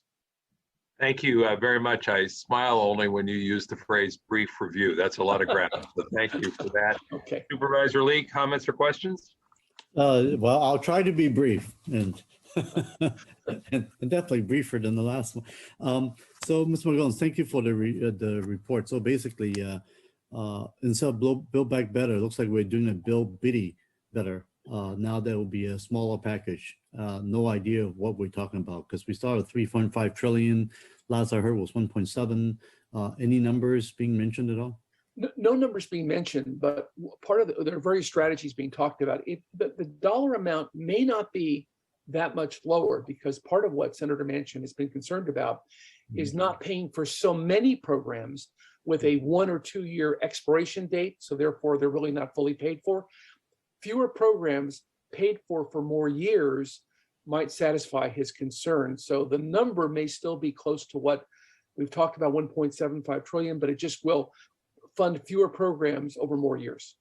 Right. I guess some of the consideration of doing a shorter time period is thinking that once a program is so darn successful, it'll be hard to not renew it, right? Yes. That might be some of the, I think Senator mentioned called the shell game that he was doing, and how he was very unhappy about trying to loop the infrastructure bill to kind of blackmail this bill being passed. So that was his main concern. And anyway, so that's already passed. Second question I have is regarding the universal pre-K for the 2 years that you mentioned. This is actually for not 1, but 2 years of universal pre-K nationwide, right? That's why this is so darn significant, correct? Very significant, yes, nationally, right? Exactly, yeah. So yeah, this is absolutely long overdue, and I'm happy to hear that this is still alive, and we definitely need to move that forward, hopefully. All right, thank you. That's all I have. Thank you, Chair. Thank you. Thank you. I believe that brings us to the end of 10H. I do want to go back and see if there is comment now from members of the public, and then I'll ask Mr. Santiago if you'd like to say anything to close it out. Let me go to the clerk and see if there is somebody who has stayed with us through that and would like to speak at this time on anything under item 10H. We do have 2 requests to speak. Great. Why don't we let both of those folks speak for up to 2 minutes? Thank you very much. All right. The next speaker is Paul Soto. I'm unmuting you. Please accept the unmute. You'll have 2 minutes to speak. The timer will start when you begin speaking. Yes, Paul Soto from the Horseshoe. Mr. Santiago, I want to thank you for the reports. It's a very comprehensive view of what it is that we're looking at. And so just thank you for being responsible for providing that to the public. I appreciate that. Secondly, I was just in the county jail from September 30th to October 30th. And I can tell you one thing, if you double the amount of money that you give for the packages, for the vaccinations, you'll get more people. You will get more people. I guarantee that, because that was one of the main components that allowed some dudes to make that decision, that switch. I myself am vaccinated. You know, I have absolutely no problem with it, but there are some that just do for whatever reason. But boy, that incentive for that package when you're up in there and you're kind of vulnerable, you know, and even if you can expedite that, you know, from the amount of time, from the time that they get vaccinated to the time that they receive the package, that if you can close that gap even further, boy, you get them. Yes, that's an excellent way to promote vaccinations in there. Thirdly, is that I'd like to talk about Judge Manley. He does not support AOT, because the reason why is because the infrastructure doesn't exist. When you go to his court, do you know that there's 120 people in just one courtroom? Then he had to expand it to 2 to Judge Silva. So Judge Silva and Judge Manley are the 2 courtrooms that take care of AOT kinds of issues, you know, in your language. So what I'm saying is you're doing something that does not have the infrastructure to support it. People are going to be put in jail. You're criminalizing a health problem. You are criminalizing people that have been neglected for 25 years. And because of that, you're going to criminalize them and put them in jail. No, it's not right. It's not okay. The next speaker is Barry Errata. I'm unmuting you. Please accept the unmute. You will have 2 minutes to speak. The timer will start when you begin speaking. Thank you for the time. So for clarification, this is the comment on the back end of making it through items 10A through H. So it's not addressing any one in particular, just more of closing out my comments from the beginning of our meeting at 2 o'clock regarding the mandatory vaccination through the public health. So I'm not sure that this is the best place to do this. So I want to respectfully make sure. Mr. Errata, I appreciate your hanging in with us, but I think I have to say that your comments were heard earlier and that repeating them at this time is not consistent with the content of item 10. So if we see you at a future meeting, fair enough, but I'm going to ask you to let it go today. I think we're going to have to call it a wrap. All right. Okay. That's, can you hear me? I just want to say thank you, and I fully understand. I just wanted to make sure I addressed anything that I may have missed, but if this isn't the place, I would love to follow up with you as I communicate with you via email. All righty. Thanks. Thank you, Thanks everyone. very much. I'll say thank you to the clerk. I believe that wraps up item number 10. So, Mr. Santiago, anything else before I ask Supervisor Lee for a motion to receive the reports, plural? No, thank you very much. No comments. All right, thank you. Supervisor Lee, item number 10, Yes. motion to receive. So moved. Second by me. We'll ask the clerk to call the roll. Vice Chairperson Lee Aye. and Chairperson Smidian. Aye. Thank you. That motion passes unanimously. We have already taken up the consent calendar, and so that takes us to item number 12, which is to adjourn without objection, and I'm sure I'll hear none. We will stand adjourned until our next meeting, which again, remember, is a special meeting on January the 26th, as discussed previously. Thank you all for being here today and for the work you do. Take care. Recording stopped.